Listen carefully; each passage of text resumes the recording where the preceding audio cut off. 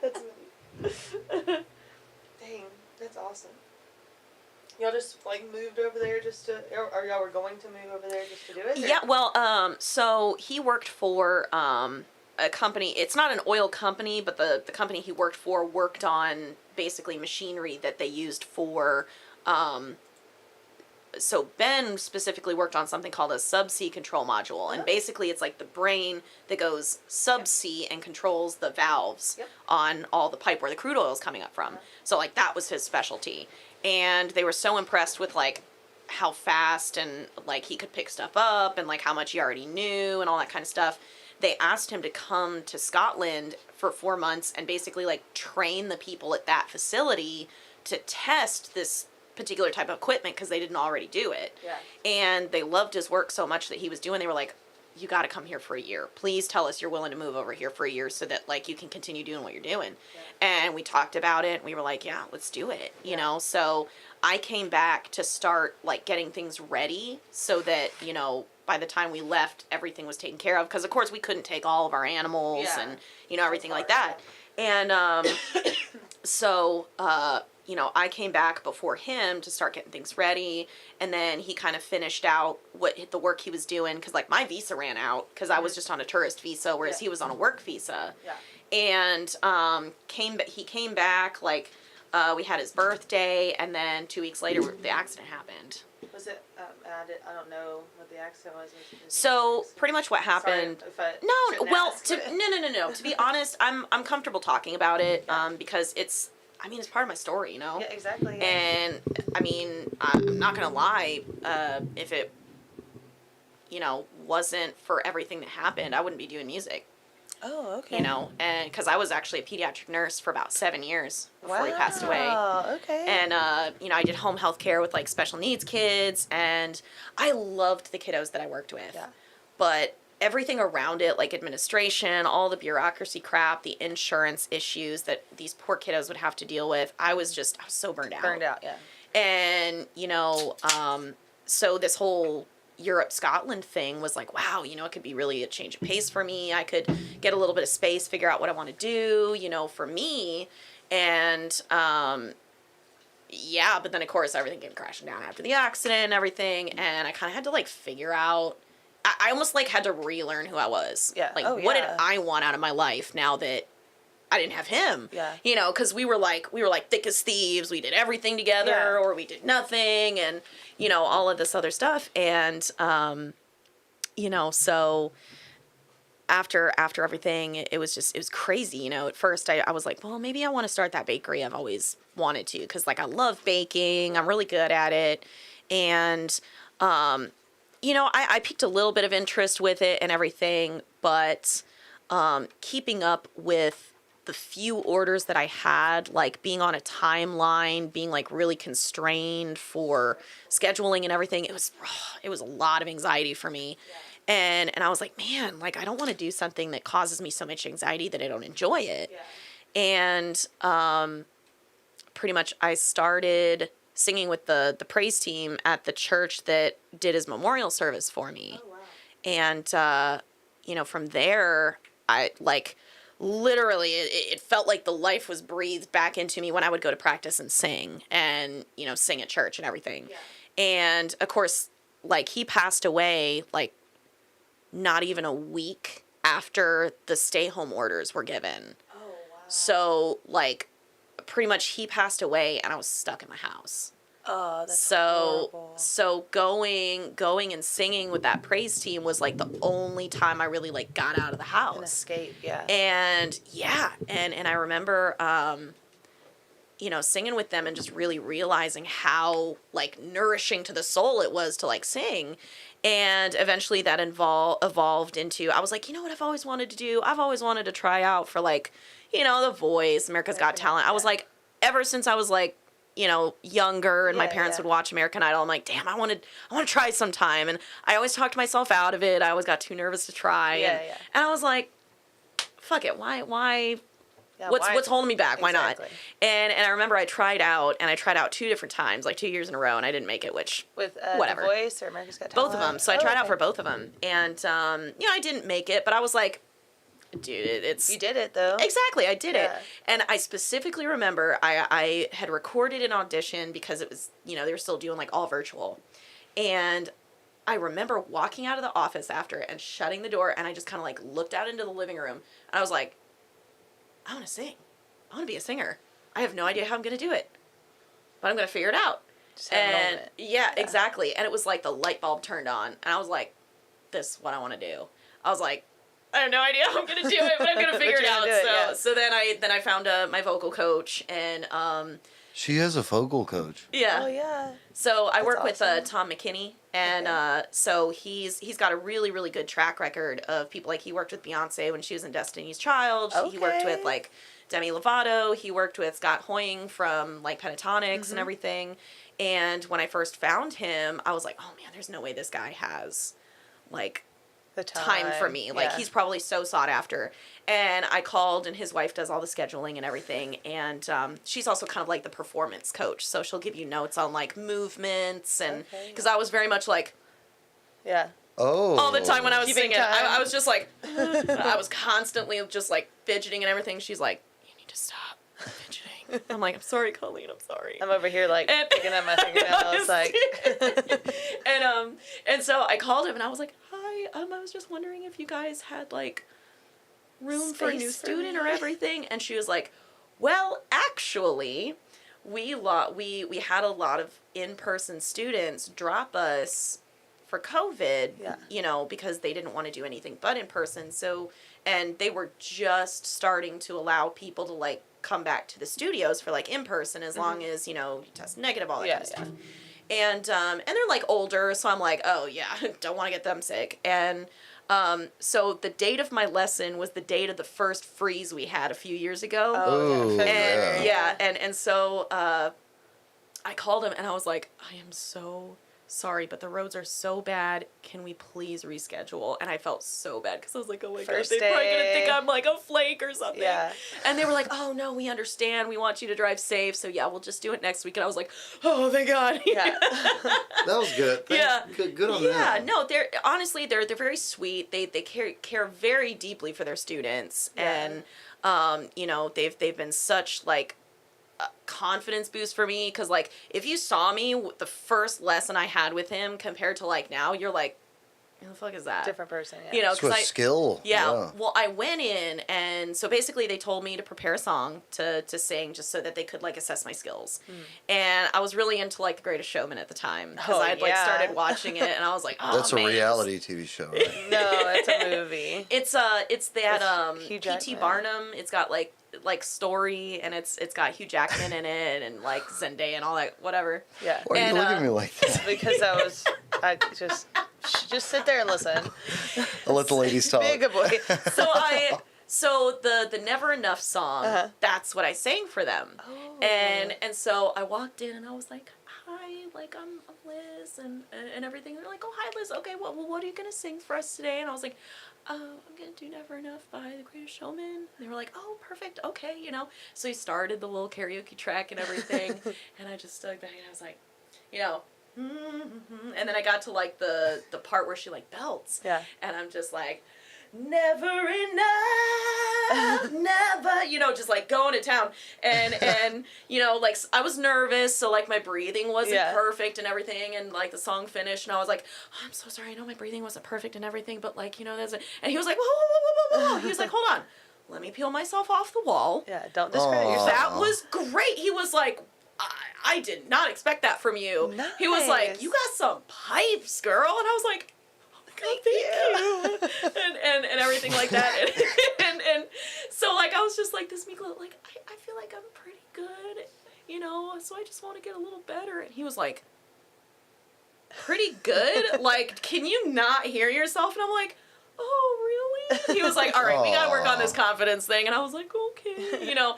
And So you hired a confidence coach. Exactly. And so, yeah, you know, I just... But he also teaches you technique, right? Exactly. Well, I mean, even just a month with working with him, I mean, my singing went from like here to like here.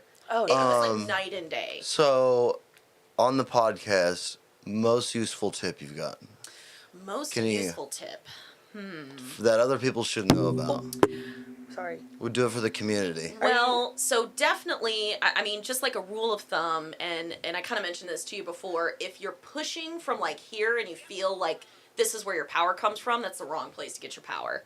And I'd always learned from like YouTube before working with Tom, a lot of people would be like, well, you have to like, you know, push your diaphragm in and like push those notes out. And in reality, you really don't have to push that hard to get those notes out. And so one of the best pieces of advice he gave me is he was like, here's the thing. Tell yourself, because you know you can do it. He's like, you can hit those notes, and you know you can hit those notes. He's like, but when you start getting nervous and overthinking, you tense up. So obviously the neck muscles tense up, and it gets like that strained sound to it. And he was like, so one of the techniques that he taught me is like, you do use your diaphragm still, but you almost like push your stomach out a little bit, because it still creates pressure on your diaphragm, but it's only a little bit. So, and I'll put this over here. So basically, like, and he talks about working through the resonance instead of like punching it. You know, because everybody, they think, oh, here's the high note. You know, and you know, they'll go sharp, they'll crack, like something like that. And he's like, use the resonance you already have. So if you're like, and then you push just a little bit with your ab, and you push out just a little bit, you go,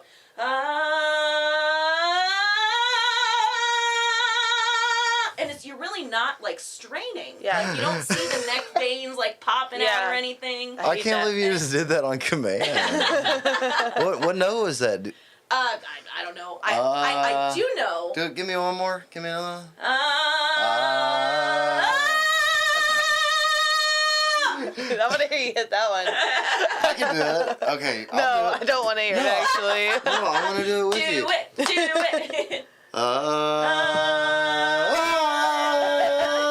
See, and like I said, and right there, I saw you tense up and go like this. Yeah, and so, I can hear it.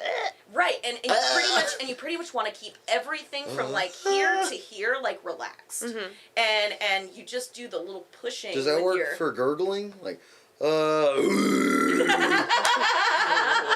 Well, you know, actually, I asked him one time, because, you know, like a lot of rockers and everything, they have like that growl, or especially like the rockers in the 80s, they had that, like, you know, kind of like real up there. And I was like, how do they do that without just like murdering their vocal cords? And he was like, well, to be honest, they don't use their chest voice. He's like, they flip up into their falsetto, they put their tongue on their soft palate, and they basically like narrow the airway, and it creates the higher pitch with less strain. And I was like, what? whoa. That's pretty cool. I know, and it's just like him talking about the mechanics of it is like crazy. Yeah. And I'm just like, I had no idea there was like so much to this. You know? I need a session. Yeah, well, I mean, lots of I'm an sessions. associate teacher now, so Are you? So technically, I have his blessing to teach vocal lessons. So you're a prodigy of Beyonce, basically. Protege. Protege. Yeah, protege. Sorry. Whatever. And hey, see that red light on this GoPro right here? Right here. Oh, right there. Yes. If you see that not blinking, tell me. Okay. It's I will. blinking right now, right? Yes. Okay. It is. Slowly blinking. We should introduce you, I guess. Sorry, I got you talking. I know we just kind of like started right off the bat. that's great. That's normally what we do. Yes, you're live. Okay, we are. I was checking, yeah.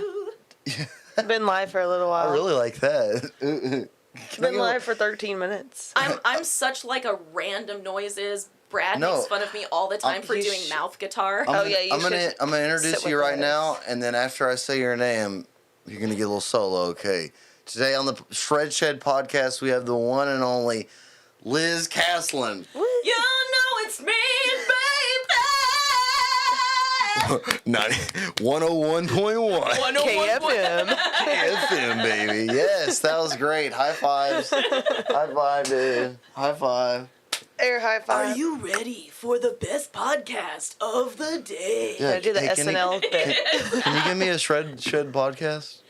Welcome to Earl Shred's podcast, the best podcast for rock and roll. Yeah. The hardest dudes and the hardest rock. Yes. Hello, hi everyone on TikTok. I love you so much. Oh yeah, I'm on Facebook. We do. Is it We Facebook? love the TikTok. Is Facebook working? Facebook's working. We'll give you some we love don't have to the Facebook. I guess. No, but the OGs are on Facebook. The real Yeah. fans. And I manage the Facebook. He manages the TikTok. I have more followers on Facebook than TikTok, but the platforms are so different. Yeah. Oh, definitely. So weird. Yeah. They're all, except I think Instagram is pretty much useless, but Facebook and TikTok are where it's at. I like the ability to share photos the way that Instagram does it. Yeah. But I know like they changed things up, you know, to try and like push reels and stuff. I'm like, yeah, oh, they that's do better cool, on but- my pictures. Do better on Facebook. Yeah. Yeah. What about MySpace? I'm on it.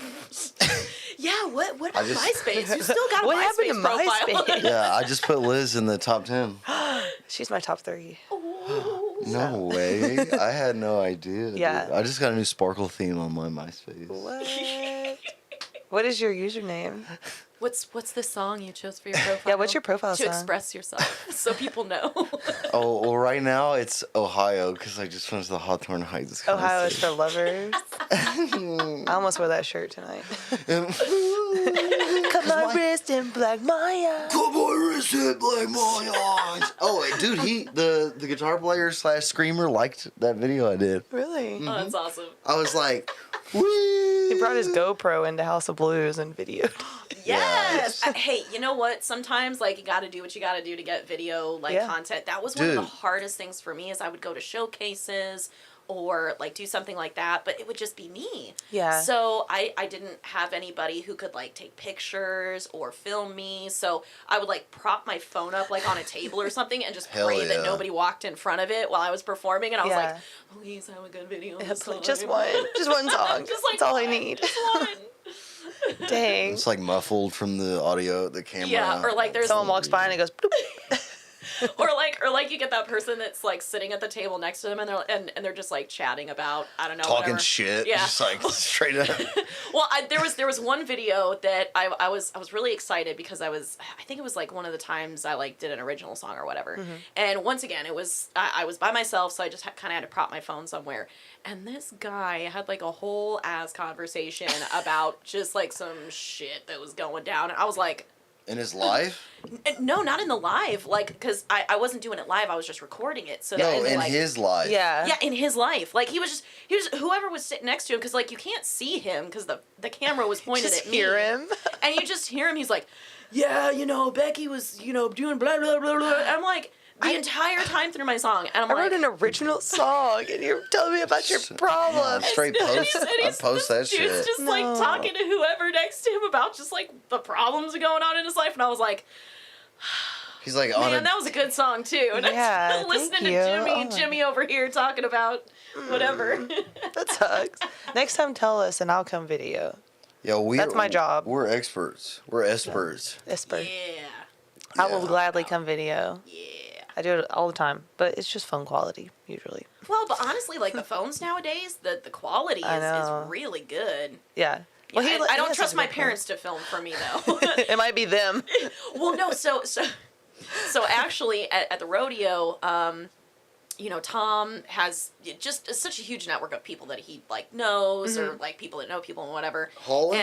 And there was a Tom McKinney, my vocal coach. Okay. And so there was a lady that reached out to him because she was trying to find singers to sing the national anthem to like open the rodeo for like a couple of dates. And, you know, she was like, oh, can you just give me a list of like your top, you know, 6 or top baddies. yeah, 6 Top or baddie 5 or list. 6 people or whatever. And, you know, obviously my name was on the list. And so I reached out to her because they let me know that they gave her my name. And I was like, hey, you know, they told me that they spoke with you about me and everything. She's like, yeah, what date do you want? And I was like, Oh, I get to pick. so I picked. Nice. And it went really well. But I had my dad film, and I showed him how to use my phone, because, like, their iPhones are, like, Force. 7 years old. Yeah. And they refuse to get new phones. Yeah. I'm like, you do you. Uh-huh. So I showed him exactly how to use my phone, the camera, the video recording, everything like that. And he recorded everything except the national anthem. No. And I was like, no! because I had so many people like, oh, we can't wait to see the video, and I was like, there is no video. Oh. I know, and I Dude. know he felt so bad. I and, could call up like, Space Force and get the satellite footage. I bet if Right. you like put a post out there and say, "Hey, I sang the national anthem on so and so day," I bet somebody out there Yeah, has $3,000. a video Oh, maybe. Yeah. reward. Right. Yeah. Well, I mean, it was like I think I sang it like 8:30 in the morning. Oh, So it like was like before- super yeah. early, and really the people in the crowd, they were there for like the horse cutting, Yeah. and everything like that. So, but granted, I wasn't looking out to see if anybody else was filming because I Sure, was assuming yeah. my dad was filming. Yeah. Thanks, Dad. Like, "Thanks, We still Dad." love you. It's like, I still Aw, love you, Dad. but Mom's gonna record from now on. Yeah. Oh man. We had the pleasure to meet them at the show. I know, I got to talk to 'em, yeah. They're so sweet. I actually met them and I didn't meet you. So Yeah. Well, I know that by the time they were talking to y'all, like they were already like, "Come on, get on the stage," and we were like, "Oh, Yeah. okay." Yeah, y'all were performing when we were talking to them. Yeah, So. yeah. Yeah, we were So- sitting back there listening to y'all. Your mom is so sweet. Oh, she is. She's so She's the sweet. best. And she's such an animal lover. Like she is just obsessed with the little chickens that that's we've so got at sweet. my place now. Aw. And she like started naming them, and we have this this little group of 3 chicks that we got after the initial 6 that we bought, and you know, they're all siblings and everything like that. And there's 3 of them, and we're like, man, I wonder who's a hen and who's a rooster. And there's one of them that was like real protective, and he's like, hey, and he's like, he's just a little guy, and I was like, that guy's Big Daddy. And we're gonna call him Big Big Daddy, Daddy. because like we put Is it a him- rooster? We're They don't pretty know sure yet. he's a rooster. Oh, it's still technically too young to tell. Yeah. But just based on like how we've watched the roosters that like my neighbors have act, we're like, that's Definitely. rooster You behavior. can tell. Yeah. So You know how you tell, right? well, I've got spurs, and then He's about to tell you something really dumb. It's not Alright, dumb. yes. You Please enlighten me. you know how you tell all mammals, every mammal Oh, on yeah. Earth, Joe you can Rogan. tell if it's female or male by they all share one thing you can tell by. You know what it is? What? Taint length. Literally. All mammals. We've talked about this. Yeah. Yeah, all mammals, females have 50% on average smaller taint length. So you go Huh. go check those all your chickens. You're like, yeah. let me see your asshole. Yeah, well, and between the 2. You're right. Yeah. Well, chickens just have holes. Yeah. So, Oh my God. but yeah, you can go out there and you'll tell if he's a boy. Right. What if he identifies as a girl? But I found out this information. Well, I'm just kidding. that's what that's where I lose. Never mind. I don't want to get banned. I'm just kidding. Exactly. Exactly. It's the way it is. But I learned this from, dude, it's a really underground podcast. Mm-hmm. It's I don't know if you heard of it. It's the Joe Rogan podcast. It's like a, Might this not have heard dude. of He it. lives You in know, Austin. I don't know if you've ever heard of this person. Yeah, but I don't he's know. It's small. kind Did you ever watch Fear Factor? Kind of sucks. Yeah. Remember him, the guy that hosted? Yeah. I mean, this Oh one's my way gosh. bigger. This podcast right now is Yeah. Yeah. Joe Rogan. You're done. Bye. But yeah. Have you ever heard of Earl Shreds? Yeah. Yeah, he lives in, of course, I live in Austin. Like, he's like, oh, since I love Texas so much. I'm like, dude, you live in the worst city, and that's in this Yeah. state. I think it depends on what like you're looking for though, because like I know some Sure. people they just want to be walking distance from like bars, restaurants, blah blah blah blah blah. They are looking for a certain scene and That's everything true. like that. And it's Yeah. like, I mean, if that's your yeah. boat, you know, I'm go looking float, for baby. grass. until I carpet bomb that city. Oh my I'm gosh. sorry. You're what are gonna you get. what are you looking for in your city? Ruins, charred out, burnt ruins. Oh my gosh. There's nothing in Austin but Concrete. the demise of everything that is Well, I noticed like because beautiful. last year I got a chance to sing in South by Southwest, and it wasn't like a Oh, huge venue or anything, cool. but it was still like a really cool experience. And I got an Airbnb that was fairly close to where I was going to be performing and all that kind of stuff. And one of the things I find really interesting about, and just any city, you know, because I notice it in parts of Houston too, where you'll have like a part of the city that's like in the baby phases of like being renovated and everything Yeah. like that. And you'll go through like almost these desert areas where, you know, everything's kind of run down or it's boarded up, closed, getting ready to like be demolished. You're just kind of sitting there. Pre-gentrification. Exactly. And then it's like, it's almost like there's this invisible line and then poof into like these fancy shops and houses and apartments and everything. Isn't it And you're gross? just like, Where did that come and from? you're just like, didn't I just Isn't like it, what? isn't it gross? New dimension. Yeah, it's Don't you hate it? I hate Stop. it. yeah. Well, I mean, I'm not really a city person. When I grew up in Michigan and we had like a fourth of an acre that backed up on woods and I'm not so, really like, a person. Be quiet. Let her talk. I'm not Alright. really a person. I'm just I ju- shred. Yeah, I just full vibe. shred. I just do vibes, but I'm a country person too. Yeah. Yeah. Well, and that's one of the reasons why I moved out to New Caney is because, you know, I lived in an apartment for a little while out in the Humble area. And like it was a very nice apartment. You know, they had good amenities, the apartment was a good size, but I mean by the time I moved out, the amount that I was paying for rent, I was like, I might as well be Get a paying for a house. mortgage. Yeah. You know, and And and you have a I yard. just felt really confined and like I wanted to do a lot more recording because I'd gotten, you know, equipment to do recording and it was impossible to record anything of like really good quality in the apartment. Yeah. You know, because everything echoed real weird or I piss mean your that was neighbor just off. the space, but also, you know, all day and all night constantly people in and out of their apartments and you'd hear the door slams and so like I'd be doing a take or something and then in the middle of it just slam, you know, from the neighbor next door and then the Can't dogs would have freak that. out and everything and I'm like, I can't record anything. That's Yeah. miserable. I know, and it was so frustrating because like I was trying to learn my software and everything like that, and I just couldn't get good quality recordings because of all like the noise pollution and everything. And so when I found this property that I live at now, I mean, it's just like it's like an acre and like Oh, there's woods right nice. next door to me.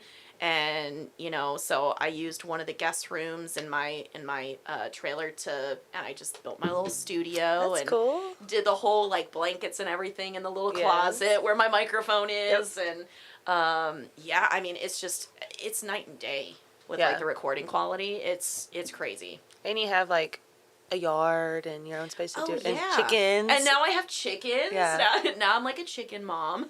Aw. You need a little shirt. Look at all those chickens. Look at all those Look at all chickens. Look at all the chickens. It's one of my favorite Oh my videos. gosh, I know. There are so many vines that I'll run across because like now vines are like making a resurgence on the other platforms. And I I love would have that- been a Vine influencer. I love like the Vine compilations that show up on TikTok. It's like best of, and one of them is like the chicken ones. That one almost always makes it. Yeah. Yeah, that's a good one. And It a little always gets boy. my levels up.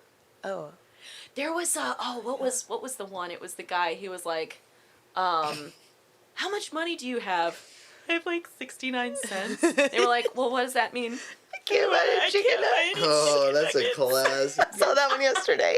Or like the if life gives you lemons guy. Well, if life gives you lemons. Da, da, da, da. I love Oh, Vine. fresh avocado. Yeah, free Yeah, free shabakadoo. My favorite are the Nick Coletti ones. The dude.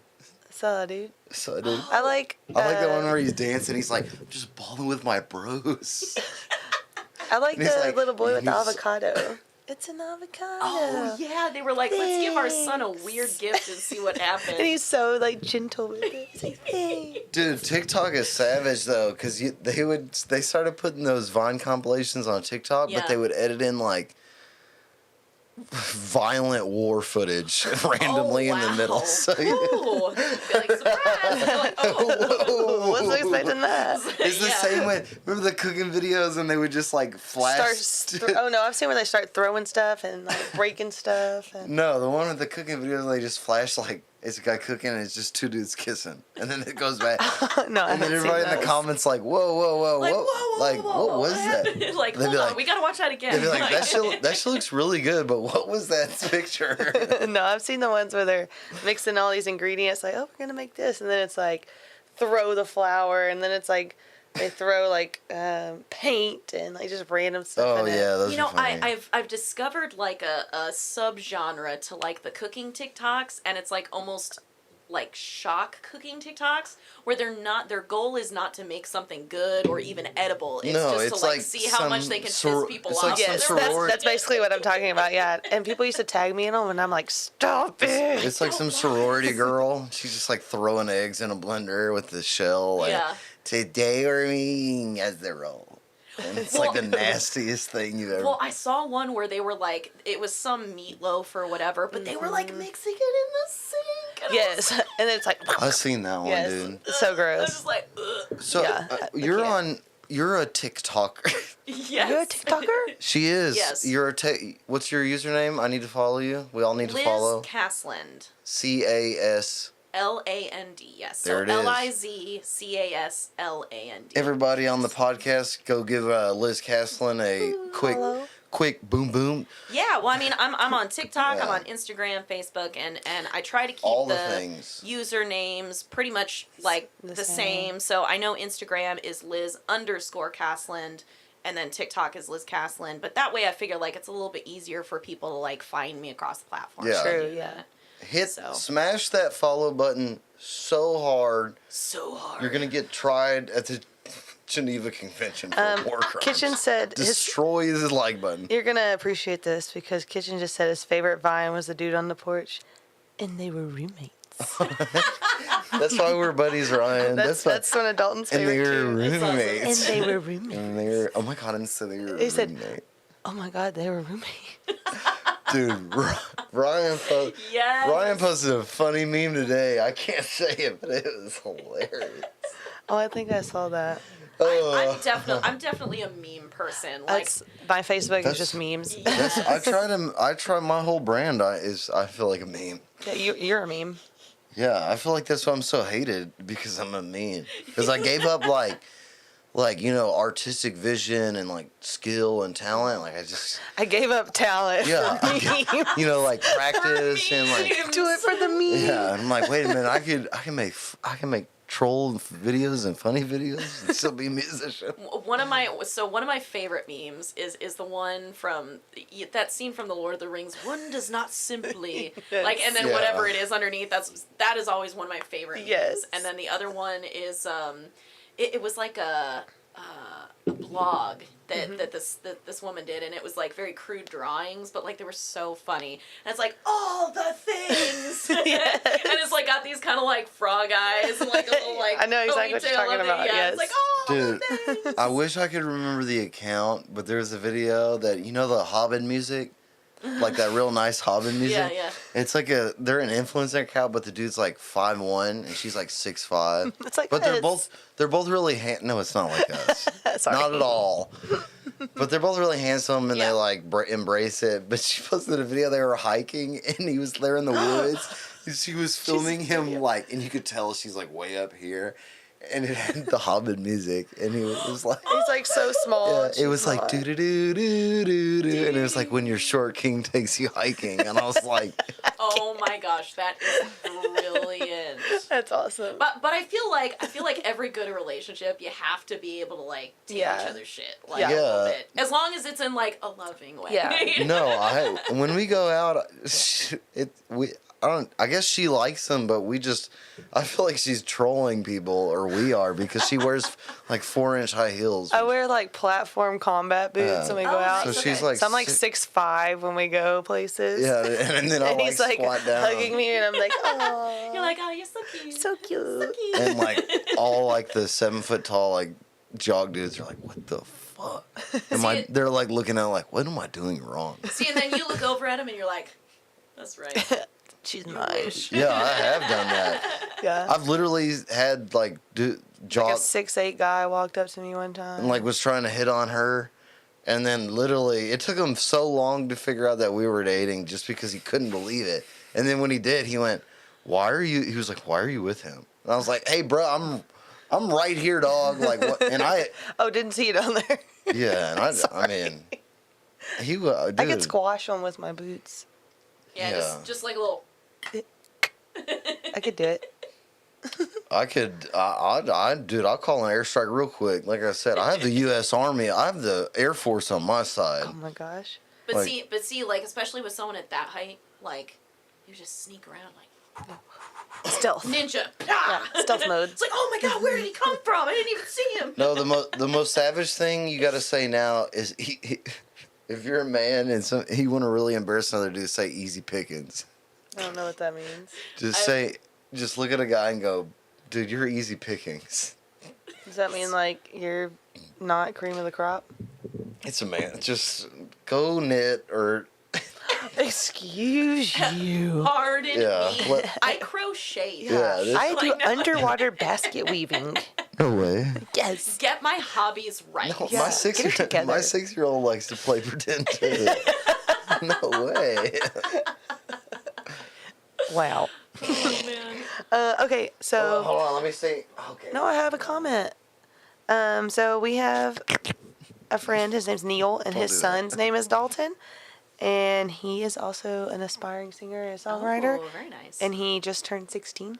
Ooh, Um, right. And it likes And he flowers. said, so Neil is his dad. Neil said Junior needs to talk to Liz because he blew his voice completely out last week, struggling with his high no. notes. So Let's give him a but- tip. Yeah. Well, she did earlier talking about like you don't have to blow yourself. Give him another up. one. Come on, for the community. Oh, community. Yeah, for the community. For the community. Oh, vibes. Well, so one of the things that really helps is honestly some of the warm up exercises, and some of them are so simple. And one of the things that I like to joke about is that the warm ups are so simple, but they make you look so stupid, which Yeah. is one of the reasons why a lot of people don't do them. They're like, oh man, I don't want to look uncool. I'm like, okay, so you're just gonna blow out your voice? Yeah. You do you, boo, like, you know? Like we were saying earlier, you're gonna look real cool after this show going, hey, what's up, guys? Yeah. That was a great show, guys. You know, Yeah. and it's like, all right, you okay there, buddy? Like, you gonna be okay for tomorrow? It's like, so one of my absolute favorite exercises for like warm ups is it's called siren, like a siren. Yep. So you start in like a lower note, and then you basically work your way to a higher note. And what it actually really helps you with is the connection between your chest, your mix, and your falsetto. Okay. Because you're basically working through the register where you normally crack. Yeah. And it was so funny because like we used to do sirens in like, you know, theater. I was about to say I was in theater, so I know a lot of warm ups. So and I was in theater all throughout high school, and that was one of our warm ups was the sirens. But I mean it's so helpful to like work through, and that's where you can start to combine the techniques where you're doing a siren but you're focusing on where your Transition. oomph is coming from basically, which is like your lower abdomen. And I kind of visualize it as like your abdomen is like your fuel tank for your air. And you don't want to be like, you know, sucking in here. You want to be sucking in down here. And like I said, just gentle push out of the abdomen to Can we get a little help. example? So like for like a good siren, you know, you kind of go, and a lot of times putting your hand on your abdomen can help remind you to like push until you start doing it just from muscle memory. it's like working out. It's Exactly. insane. And so like you can hold your hand like kind of on your abdomen, like down here, and you start in like a note you're comfortable. Generally you want to start somewhere in your chest voice. Go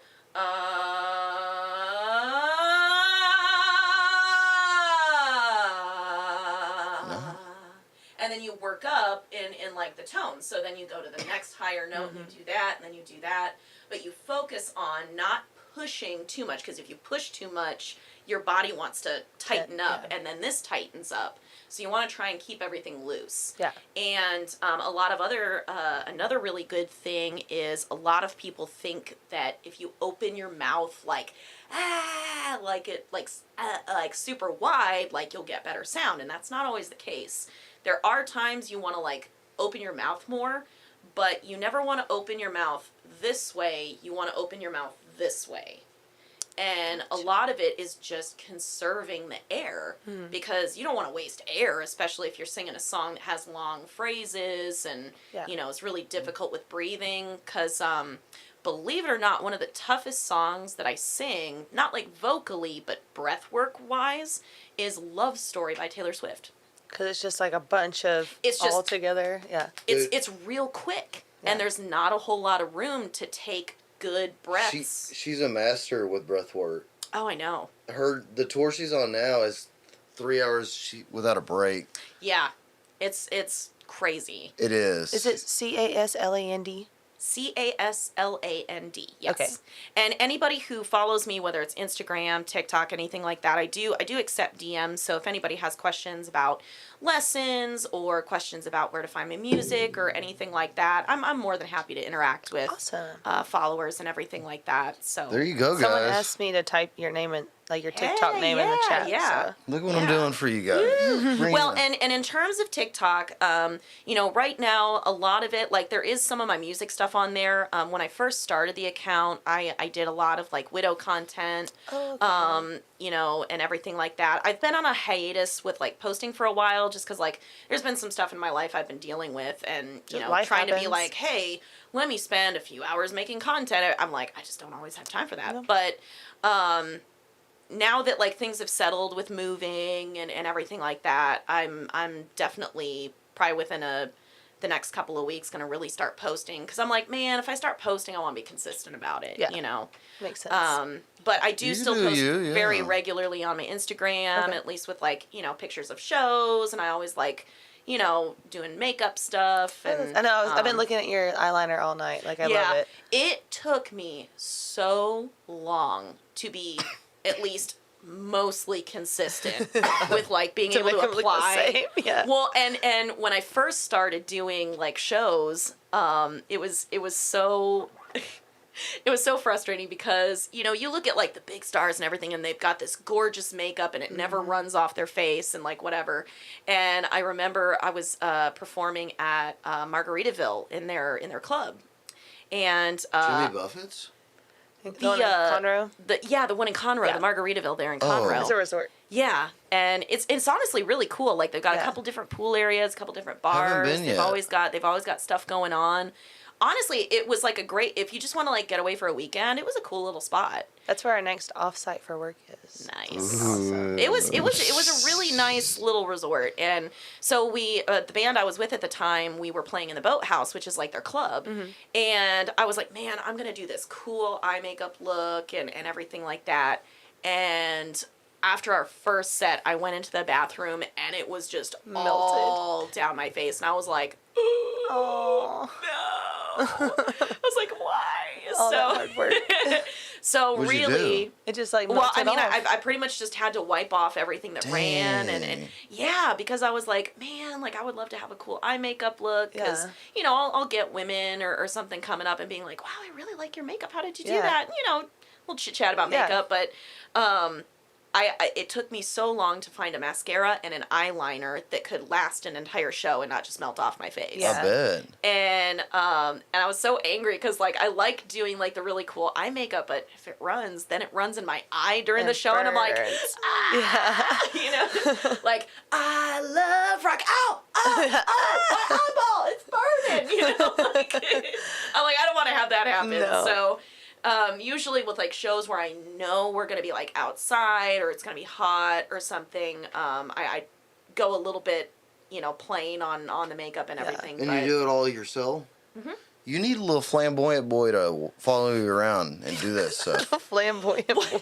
well, actually, Little metro boy, Yeah. Wouldn't that be cute? Little like Yeah. real caramel skin, but blonde, it. but bleached blonde hair. Yeah, I mean just and Frosted he's tips. like, Fuck. hold on, get off the Yeah, stage. Yeah. T-Rex Let me arms. blot. Let me blot. Always T-Rex Black arms. girl, Yes. Always. Yes.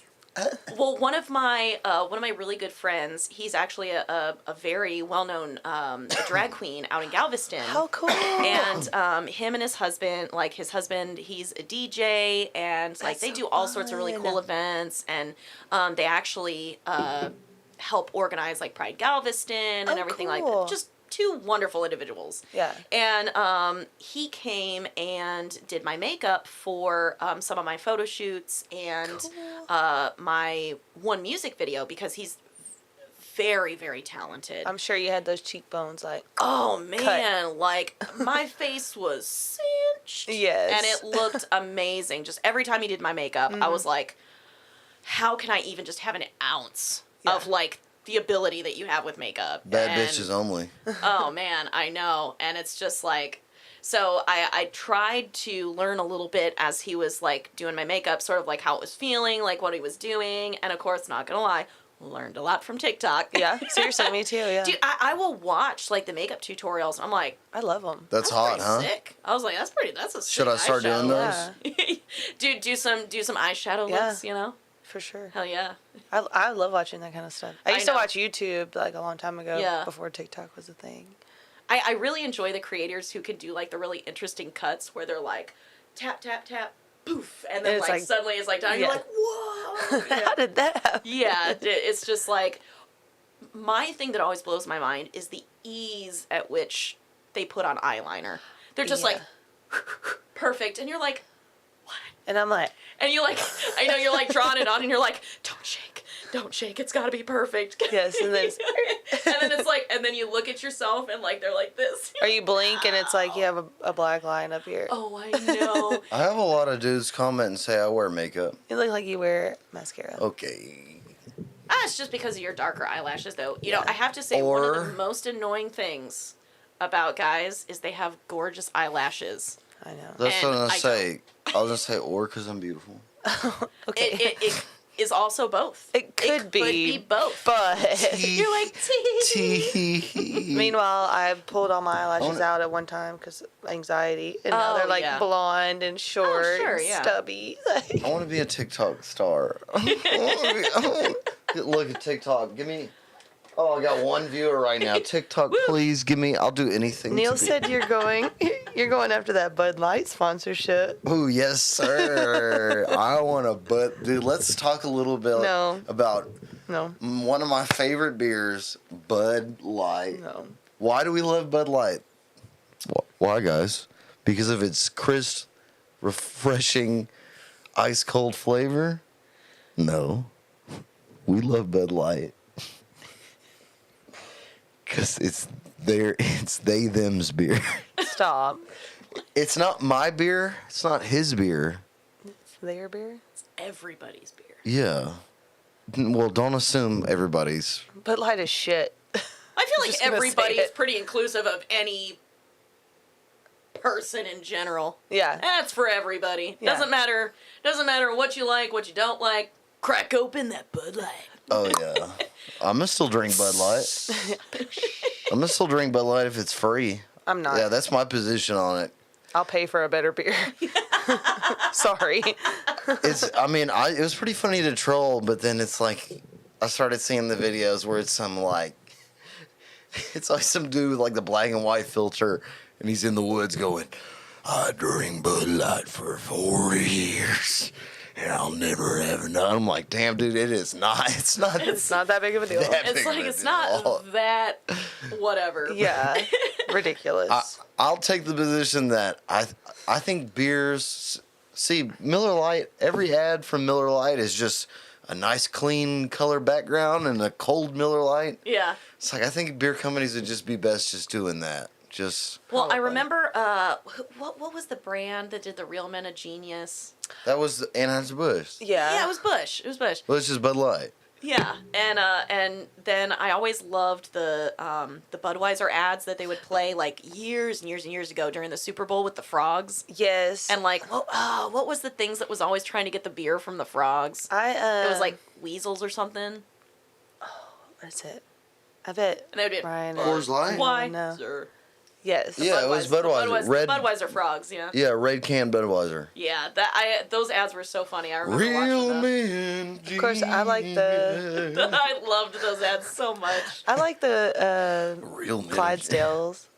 Oh, those are such beautiful horses. I know. My dad used to work at the massive. Budweiser brewery. Oh yeah. Ryan said, "Real trans man of genius." Stop. You guys are so bad. I know. You're so bad. He said all the TikToks about Bud Light today have been killing me. Your dad worked at the. Sorry, I didn't mean to interrupt you. Worked at the brewery. Should I make a TikTok about Bud Light? No. I haven't made a TikTok today. I wonder what I should make it about. Well, I didn't have any internet. That really pissed me off. Well, that sounds like we need some suggestions, guys. I mean, Yeah. apparently he's open and willing to do anything for TikTok. Yeah, dude. I want you to do the neon moon dance. When the sun goes down. On the side of town. And lonesome. Lonesome feeling. I just want you to do a dance TikTok, like one of those dance trends that happened during COVID. Oh, yeah. Like just bring one of those back. Okay, yeah, totally. What would I do? Like one of the most popular ones. I don't know. Or like you should do one of the dances, but do the entire dance with a beer in your hand. Yeah, like very just Thank you, Liz. yeah, make sure you don't spill Be it. like, Yeah. like just the beer stable the whole time. Yeah. Hold my beer and watch this, but I'm gonna hold my own beer. Or just straight like radical communist like rhetoric. That's a normal day. Oh no. like wait a minute, guys, I got an idea for TikTok, and you scroll and you look at the video. It's like, we need to take power back in the hands of the proletariat immediately. Stop. Like, And And you're cut off. I thought you were gonna do a dancing video. wait, I thought this was dancing. It's time to take power back in the workers' I hands. thought you were gonna teach me how to do Footloose. You could do Footloose inside of Nancy Pelosi's Oh no. office. No. Oh man. The only Anyways, the only moving dance I on. do is this to the national anthem. Actually, Yes, you know sir. what? I have a funny story about holding a beer and like not dancing per se. So this past weekend, my friend Brad and I, he plays guitar for me, and we kind of have like a little acoustic duo thing going on. And so we played for our friend's wedding, and we went to Papa's on the Lake the next day for brunch, and it was beautiful. I loved it. It was a really cool place, and they have this little pool area, and a few of our friends had gone into the pool area, and I was like, oh, I'm gonna go and chit chat with them. So I had my beer and my flip-flop. I wasn't drunk or anything, not even tipsy. And there was a step up, and my flip-flop caught the very edge of it, and I just ate shit. Just ate so much shit. Hell yeah, brother. And I was like laying on my back, like laughing hysterically and being like, I'm okay. And then I was like, but don't worry, I saved half my beer. It's still here, guys. And like literally there were just people going like, yeah.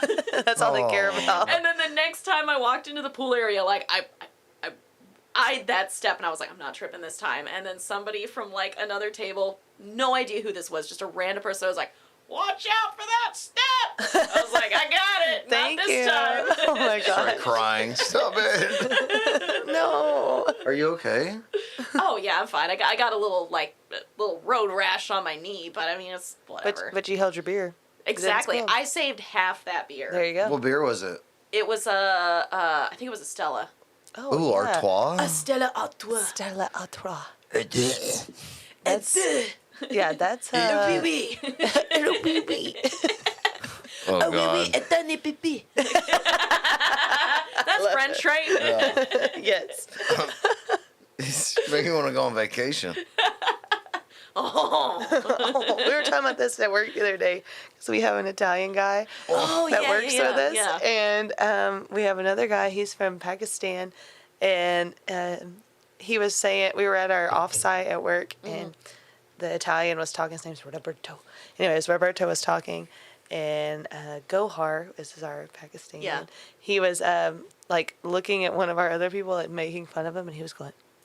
Oh And so he told me the Oh, story. no. Gohar was telling me the story, and then Roberto walks out. We're like in a hotel, like meeting room. He walks Yeah. out, and he was like talking to him. And he said something. He was like, "Yeah, Gohar," and he was like, because he saw him Gohar was making fun of Oh, Roberto so while he was like, talking. Oh, I know you're talking shit. Yes. And so Roberto walked out, and he was like, and Gohar was just like, Oh, "Oh, that's shit." Oh no. That's how Europeans fight. But it was like he was like joking with him. Like he's like he doesn't care. Like that's a thing. But like he says like Italians do that when they're like talking. It's just like a gesture. But then there's like Right. in some cultures it's like not a good thing.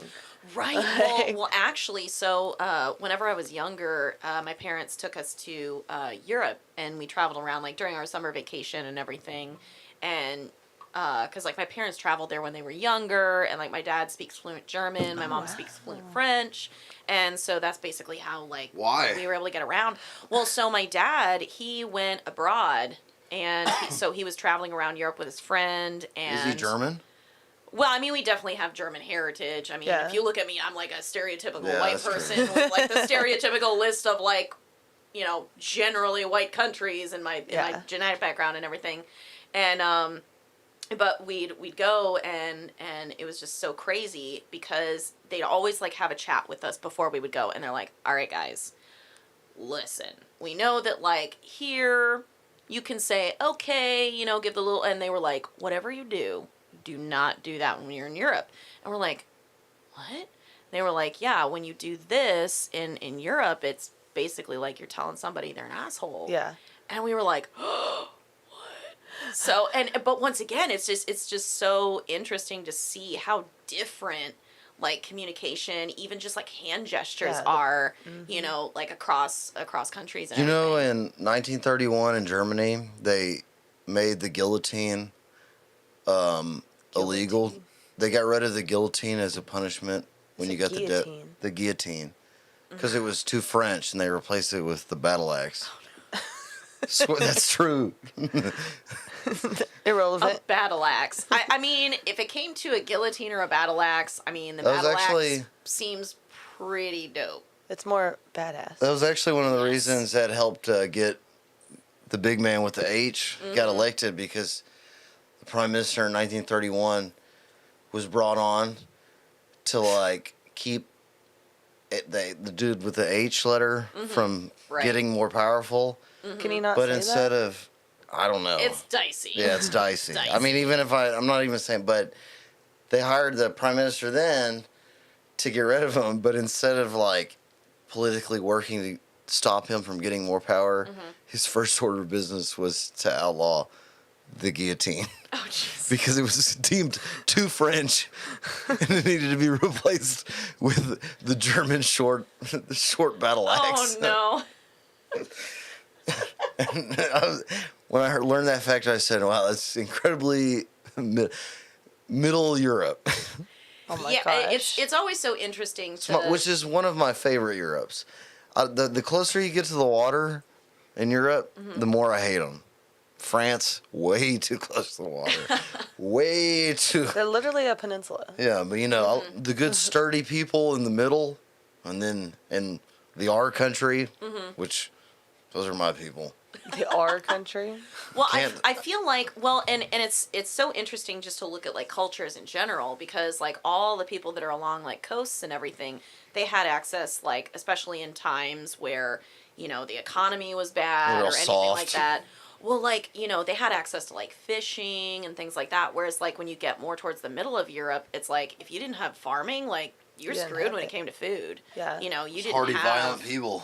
Yeah, and so you wind up with communities that are like, all right, well, this is all we have to work with, so like we got to make it work. And then the countries that are along the coast, they could at least most of the time with like food shortages, they're like, well, we at least have fishing. Yeah, So and just perfumes and stuff. But oh right, well, I mean, just give me a solid like 5'1", really hairy white guy, just in a field in Middle Europe, just Anyways. hasn't drank water in hasn't had a sip of actual water in 15 years. well, it's so interesting to think, like, especially back in like the Middle Ages and everything, people really didn't do anything except drink alcohol the vast majority of the time, because alcohol was the only thing that was basically safe to drink. That's what all I the tell time. people now. You're like, I'm not an alcoholic. I'm just really safe with like what I drink. I just don't trust Kingwood's tap water. It's not. I have to drink all the time. It's like, I mean, what else can you do? With the water, it might be contaminated, It so I might guess be. I just have to No, drink that beer. is. That's why. Yeah, they were savages. I'm ready to go back to that time. It was like personally, I'm done with Wine this. and mead, though, right? Because it was like fermented. No, Is that it was why? pretty Right. strong. No, I Well, mean, yeah, I was gonna say, and of course the distilling process for all these various types of alcohols were always different, and especially like in Europe, if you were in an area that supported things like vineyards, then you had access to wine, whereas, basically if you only had access to grains, your options were like mead and Yeah, you know, it like was the just- real early forms of like ale beer and things like that. And what was really cool, because like my dad's a huge history buff, so we'd always go to Europe and we'd visit like monasteries and castles and things like that.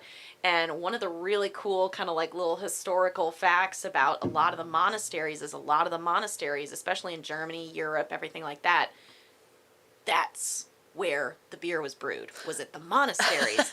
The monks were the ones that brewed the beer. I believe it. Yeah. That's why They they don't kept it- talk. Yeah. They don't want to tell their secrets. Yeah. They're like, we don't talk because you can't have a recipe. Yeah, they family kept the secret. best to themselves. Absolutely. That's awesome. So, Tom, Like, it's I'm cool. ready to go back to that time. Very much so. I mean, I would rather not have to like go to the bathroom in the street or like Yeah. dump it out my Sounds window. like a good I don't plan want to to me. go sit in a hole in the dirt. Yeah, I'm good. Sounds like a good Basic you know. hygienic things like a shower and a Yeah, sink and I- a toilet. Yeah, I'm pretty good with that. I'm good with those. I'm good with those. I'll keep that. Can I like pick and choose? Exactly. Yeah. It's like, can we like? Yeah. When people at my shows, they come up to me and they're like, "Oh, you're playing too loud." I'm like, if it was 200 years ago, I'd ride in your town on a horse and just take everything you have. You'd be like that traveling bard that would just come in. Let me sing you a song of my journeys, and they're like, shut up. Yeah, that's Throwing what tomatoes at him. That's what. I always think of him as just like the court jester. That's like, what I'm saying. I'm ready for shit hit the fan. You're and the it- bastard. Yeah, and it goes back to tribalness, Yeah. kings and queens. And I'll be oh, my lord. You're like, I'll be the funny guy. My lord. My lord, what would you like me to do today? Until one day I like pick on his feet or something and he chops my head off. Oh my And then gosh. he's like, you're not funny. To the battle axe station. Like, Yeah. like, no. Yeah, I'll be like, oh, your feet smell today, my lord. And then it'd be like, off with your head. And then Neil said, like, still true. Ask the folks in East Palestine. I don't know when he sent that, but I don't know what we were talking about. in Iraq, I don't know. No. East Palestine, like Ohio. Ohio, Iraq, same thing. No, I'm just kidding. I have an East Palestine T-shirt, and all the profits are donated. It's me. Oh, that's awesome. It's me in a cloud with my guitar, and Yeah. there's a train, and I'm shooting a laser beam at it to stop it. Pretty sick. Stop this. Yeah, absolutely. train. Well, and I mean, And it says people over profits. right. Well, and I'll only mention this briefly, but I mean, I find it so sad that we keep having like water source issues. I mean, like, you know, years ago there was the Flint water crisis. You know, they It's not tried there. to. They still don't have water. Yeah, they still do not really have safe water. You know what? And- You know what CNN showed for 3 hours straight yesterday? A picture of Trump's plane on the tarmac. Yeah. And I'm like, aw, that's really unfortunate. And then, you know, you have these people who are basically stuck in Ohio. Like they don't have they the don't- funds to they don't have the funds to just get up and leave. I mean, that's their home. And Yeah. and then They you know, want you they have a gone. situation where they're like, well, we're being told it's safe, but literally I put creamer in my coffee and it bubbled. Yeah. Has never done that before, and I'm like, and it's just, you know, stinks because it's like, well, our water sources are so important for the longevity of our communities, farming, everything like that, and it's Life is not it's really sustainable unfortunate, without and water. you know, it's really sad, but You know what? too many crises like that, Yeah. way too many. When people say that, what you exactly just said, and they bring it up to politicians in Washington, they think, where? They go, where is Ohio? And then they get a tweet, and then that's it. Right? Yeah. Yeah.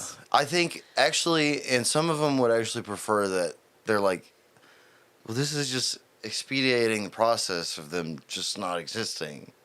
Yeah, I feel like there's definitely a group that are very just more interested in well, if it doesn't affect me, then it's not really important to me, Yeah. and it's really unfortunate that that's the views of some people, and you know, It's a group hopefully- of 400.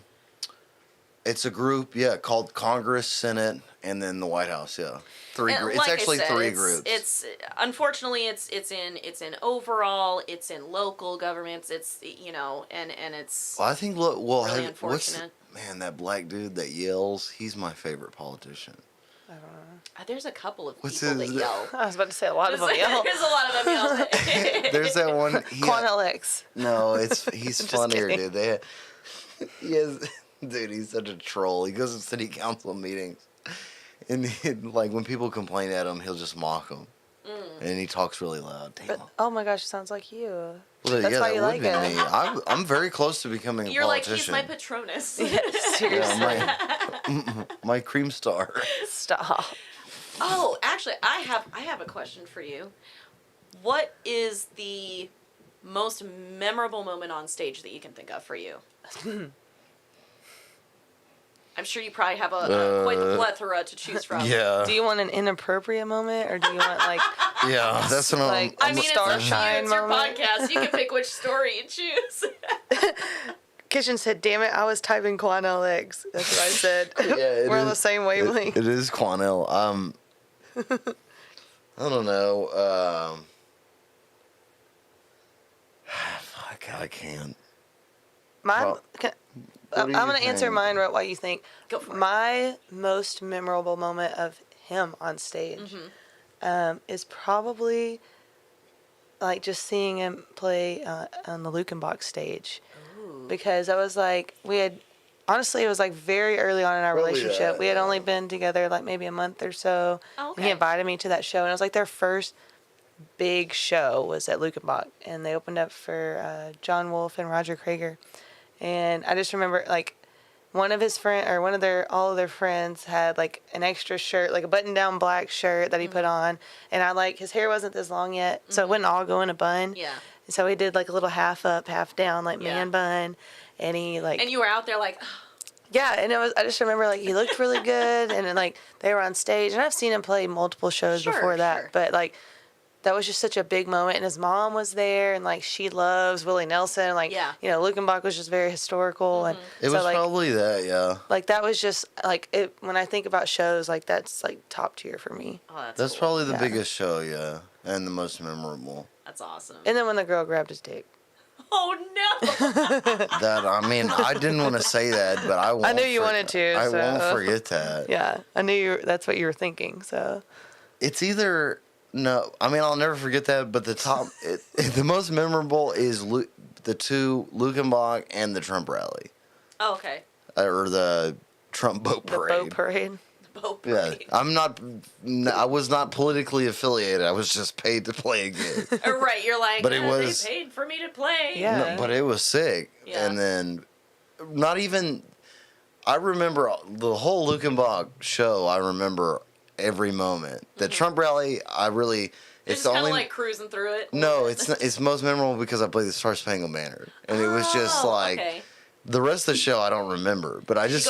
you go like full on Jimi Hendrix with it? That's or what I always did- tell him. Like, give me the Jimmy version. No, I didn't. I didn't practice at all. Brandon, the dude I was playing with, was like, "Play the Star Spangled Banner." I was like, You're like, what? I was like, "Oh, I'm okay." And there's like a bunch of there's like, not just the Trump support, like the real ones were there. They come out of the woodworks. They come out of New Caney.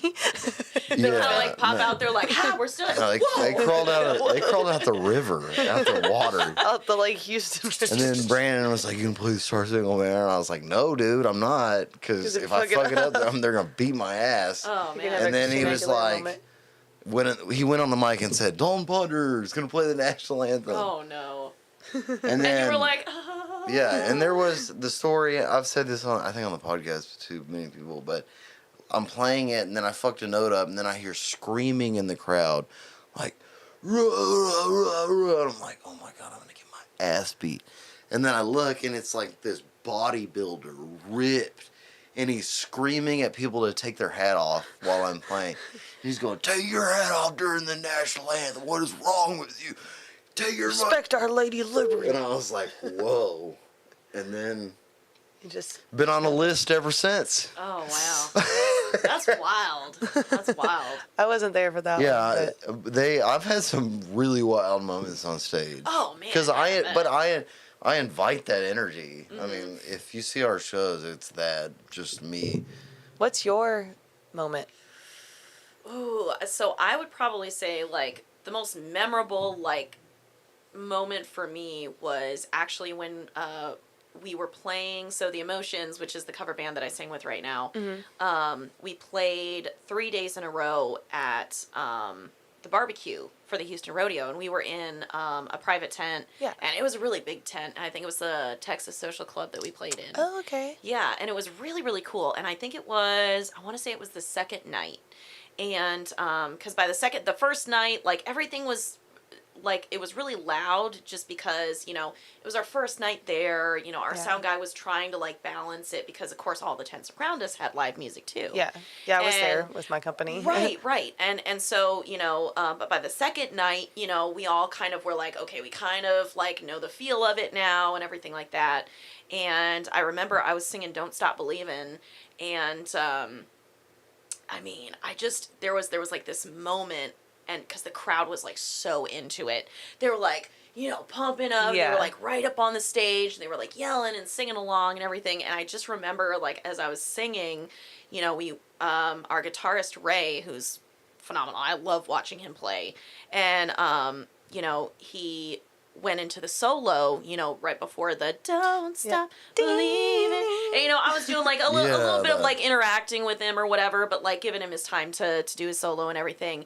And I just remember, like scanning the crowd and being like, This is cool. oh my gosh, this is my life right now. Get a little moment. Like, I was just like, this feels like a rock star moment, like, right now. And I was like, Slow motion. and literally, Everyone like, was standing up, like, they were standing up, they were at the stage, like, pretty much the entire tent was just filled with people because it was like a Friday night. Yeah, it's that's packed. hot. And Those it are was the packed. moments, yeah. And I just remember it was like, you know how you kind of had those, like, like, moments or whatever, and I just looked out, and I remember walking off stage that night and being like, I never want to do anything else with my life. I Oh, was that's like, so this, cool. like, I'm like, I never want to do anything else. Yeah. And I even told our front man Josh, because, like, he and his girlfriend were staying with me in my guest room, and you know, we were talking about how we felt the show, you know, went pretty well and everything like that. I mean, of course, live music, there's always hiccups, Yeah.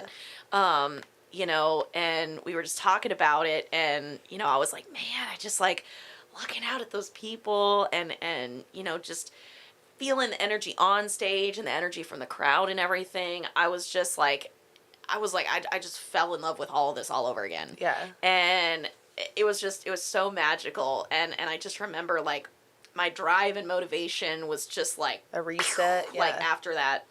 And I actually, like, all 3 of those shows, I was feeling under the weather. Like, I was like, I have a whole sinus routine if, like, I'm having really bad allergies, or if I'm starting to feel a little ill with, like, a cold or something. Like, I always test, you know, because I'm just, especially since I used to work as a nurse, Yeah. I'm always like, infection control, you know. Yes. And but it wasn't that, fortunately. It was just something, and you know, I didn't really interact with people in the crowd, and if I'm not feeling well, I kind of, like, try and distance myself from my, you know, fellow bandmates, because I'm like, I'm not gonna fucking get them sick, because then all 3 of us singers are gonna be sick, and we're all gonna be like, ugh. Yeah, you need one good one And at least. but fortunately, you know, with the medicine, and I do, like, the sinus rinse, Yep. and, you know, my allergy medicine, The and neti. and The neti yes, pot. and then I also within the past year, I've been using a steamer Uh-huh. to steam my vocal cords, and I'll do that right before bed, because, Whoa. like, within 30, you're not supposed to, like, do any hard vocal anything for about 30 minutes after steaming. And it helps with inflammation, it helps with lubrication, and, like, kind of rehydrating your cords. Game changer when I'm, like, not feeling well, or I feel like I don't feel strain very often, just because I've been working with Tom for so long that, you know, it's a lot of the muscle memory is starting to kick in when it comes to, like, singing and stuff. But there are some times where But it feels scratchy. And, those moments are pretty gnarly, right? oh my God, they're amazing. I live for those moments now. Like, Yeah, with a the good first time I crowd had and- that moment was at Lukenbach, and I remember distinctly the same thing. After I got off the stage, I was like, fuck anything else. Right. And for a long time, I would be like, Oh yeah. But it's actually kind of sad, it's not all good, because Well, it sure. makes the rest of life me personally, Mediocre. it makes everything very mediocre, which is Thanks. not well. It is. It is like some of the I shows thought that was that supposed to be your moment. you're my continual moment. Oh. Yeah, every little moment here with you. Yeah. I mean, it's just weird. I don't know. It's just like such a the way weird that place to be. the way that I like to look at it is, and I always like to reference Freddie Mercury because just if I had to pick a favorite band of all time, it's Queen. Yeah. I mean, just Phenomenal. watching him and listening to him, just Yeah, he's the phenomenal. best. But what was really interesting is I watched all sorts of documentaries on him, on Yes. Queen, on like all this other stuff, and it honestly helped me a little bit with like my nerves for like going on stage when I learned that his very first show that he ever did, he faced the wall the entire time because he was Yeah. so nervous to face the audience, and Yeah. I was like, man, if he can be nervous, it's okay that I'm nervous. Absolutely. But the other thing too is, he would talk about how his persona on stage was so different from the person he was like off stage. And honestly, I kind of find that really cool because I can be kick-ass, confident, outgoing on stage, and then when I come off stage, I'm kind of like, all right, I'm gonna go home and hang out with my dogs. Yes. I like binge watch The Last of Us or something. Like, Yeah. Yeah. and Well, so that's like, how a lot of people are. Yeah. yeah, but I kind of like it because it's almost like when I'm on stage, I get to let my hair down. Yeah. I get to have fun, get lost in the music. I get to like interact with my bandmates, the crowd, like everything like that. And then when I'm off stage, I just like, Yep. like back to my little hermit, semi-hermit life, Well, you're a performer. Like at the end Yeah. of the day, like you're going out there, you're putting on a performance. Right. And you No, have and that to makes people think channel your that makes people your think character. you're a professional too. Honestly, Mm-hmm. it's a good. I literally just I wear the same shit pretty much all the time, and I just walk on stage, play, and then walk off, and I'm just No change. there's literally change, no nothing. change. I mean, I'll get like. I even think Yeah. I'm a character. Like I morph into a character at his shows. Like I put on a performance too. There's two types of musicians. Is the type that do that, and then the type that I am that just walk on stage You never change. and just play. yeah. I feel like that's like And- Mo. Like Melissa is the same way. Yeah, Mo is a lot like me in that she just walks on She's stage. the same on and off. Like she brings the energy whether she's performing or just hanging out. Wait, Mo Yeah. from Mo Cotton in the field. Oh my gosh, I love her. Yes, she's Really? so Good. great. The Yes. best. She Mo Cotton in the Field, they played at a friend of mine's benefit. He passed away from COVID, and they had a benefit for his widow, and they Aw. played. Oh, they were fantastic. I played so with her a few fun. weeks ago. Yeah. Yeah. Oh, dude, I I listened to her and I was like, wow, they're really good. Yeah. She's a very talented vocalist, and I got to talk to them like very briefly because actually my friend Brad is friends with them too. Oh, okay. Did you talk to Dragon too? That's her I- husband. I don't know if I got a chance to talk to Dragon. No. He's Dragon. he's the sound guy. That's really His name's Clint, but Oh no! Who? I did talk Clint. to Clint. Yeah. So Yeah, he's Dragon. that's one, Dragon. oh, okay. All right. So actually, yes, I did because I know that my friend Brad is friends with Clint. Yeah. And one of the things that I found out, and I didn't find out until after I'd started like playing with Brad. So him and Clint actually went out on, I believe it was Clint's boat, to help search for Ben when he went missing. Oh. Yeah. Oh, really? Small world. I was Oh, like my yes. jaw dropped. I was like, oh my gosh. I think you I remember Mo serious? and Clint telling me that story. Yeah. Yeah. That a small world. And I man. was like, and It was so in 2020, right? yeah, so yeah, I think I remember the so story. basically Easter of 2020, and I'll try and not make it super long, but we were looking for a reason to just go floating on the canal because a lot of those neighborhoods on the lake, they have canals where they have like boat launches, like fishing piers, things like that. Yeah. And we'd floated on it before, and so Ben and I, and then his brother, sister, and his best friend, you know, we were like, oh, let's just go floating. It's a nice day, you know, and everything like that. And we were floating, you know, just starting out and everything. And then like a water moccasin like swam by and we were like, oh, let's float away from the wildlife. Yeah. And so we started floating towards like where the mouth of the canal met the lake. And, you know, we were just floating there. And then like out of nowhere, like it seemed like seconds. I'm sure it was minutes, but it seemed like seconds. This weather front just blew in. Oh, yeah. And the wind and the waves, and it started dragging our boats out. And we were in like the inflatable boats, like the kind that you get from Academy and stuff. Yeah. And so it started pulling us out, and like literally we were taking our paddles trying to paddle back into the canal, and it just no. And so like we wound up drifting out onto the lake, and we were all freaking out. And then our friend, his best friend, wound up in the water. And like and we were in separate boats, so like one boat was like over here, and then Ben and my boat started getting dragged out to like the middle of the lake.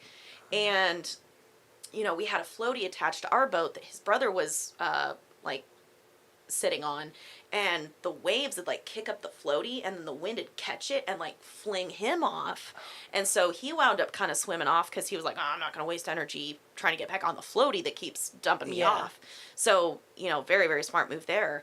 And then we were trying to get the floaty untied because it was acting like a sail. And like at one point it like caught me across the chest and like pinned me to the boat.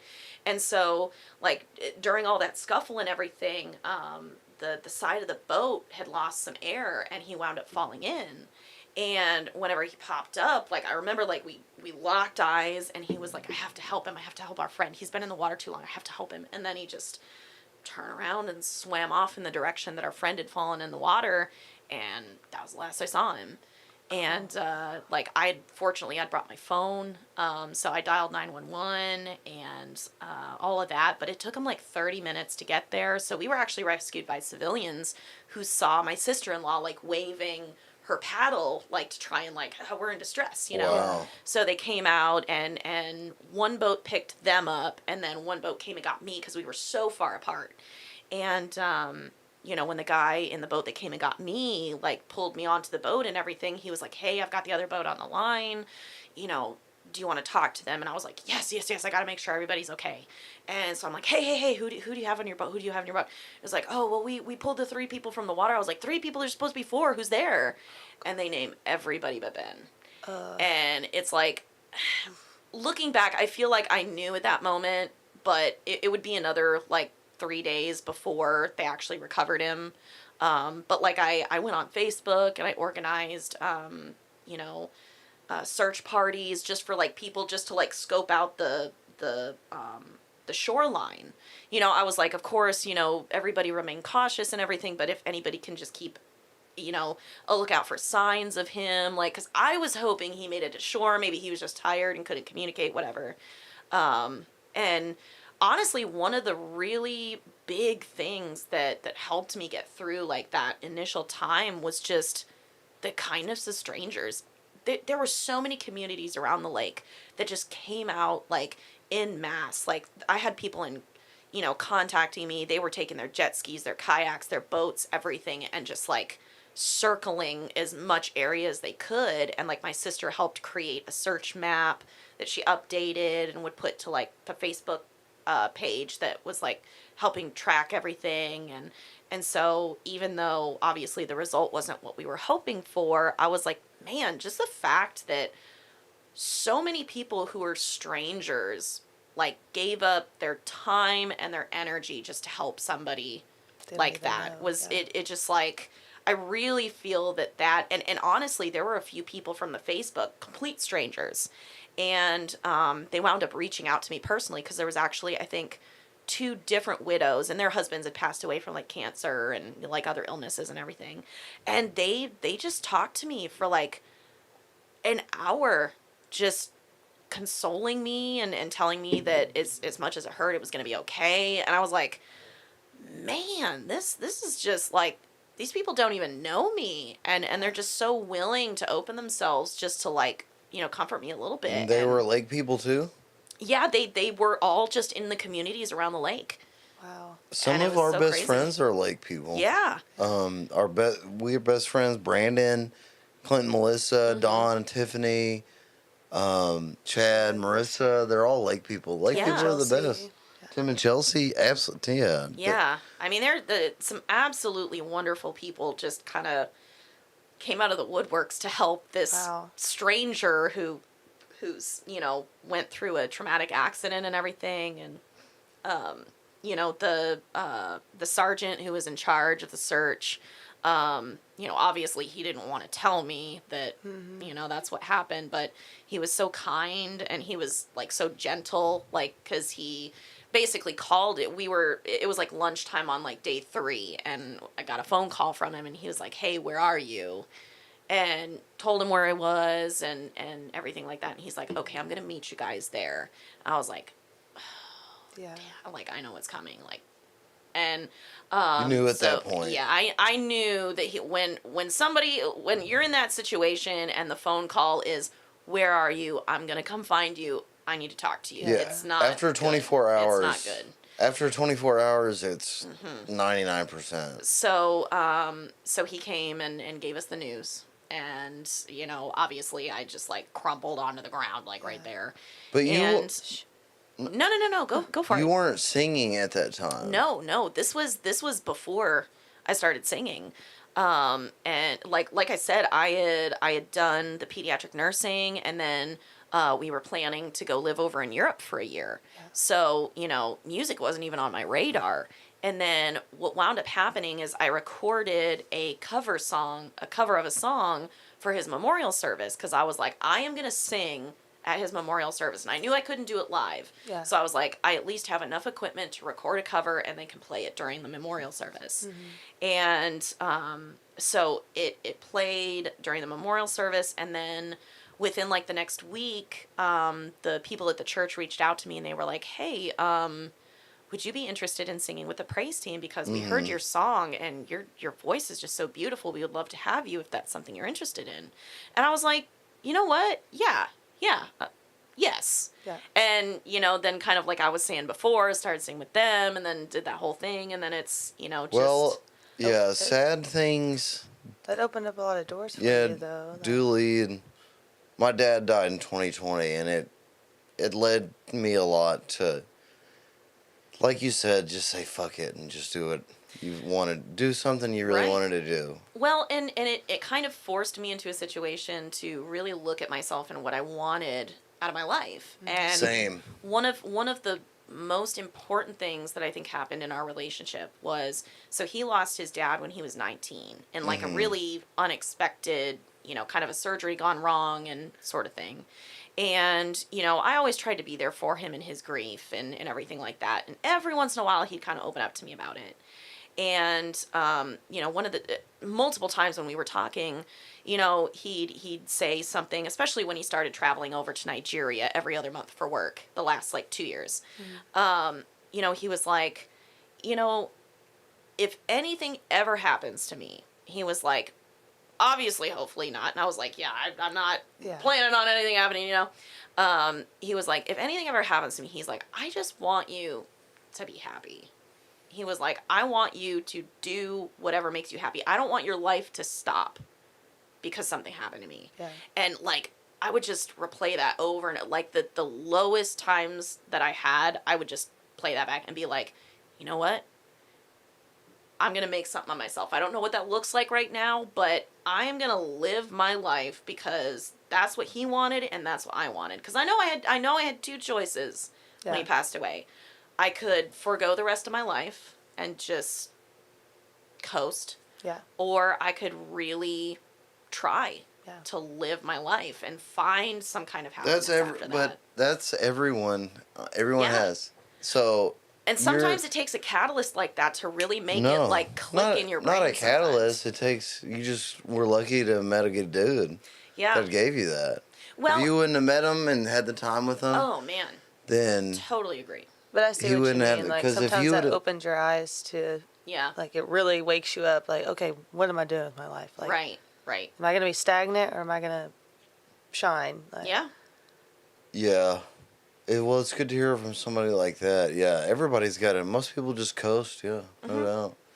I mean, and sometimes, and don't get me wrong, like definitely for the first month, I mean, it was sheer coasting, you know. Well, yeah. But I mean, when you're in that situation, you have to be able to give yourself a little bit of kindness and be Yes, like, yeah. I am grieving right now. You know, even though I feel bad that I'm laying in bed all day, you know what?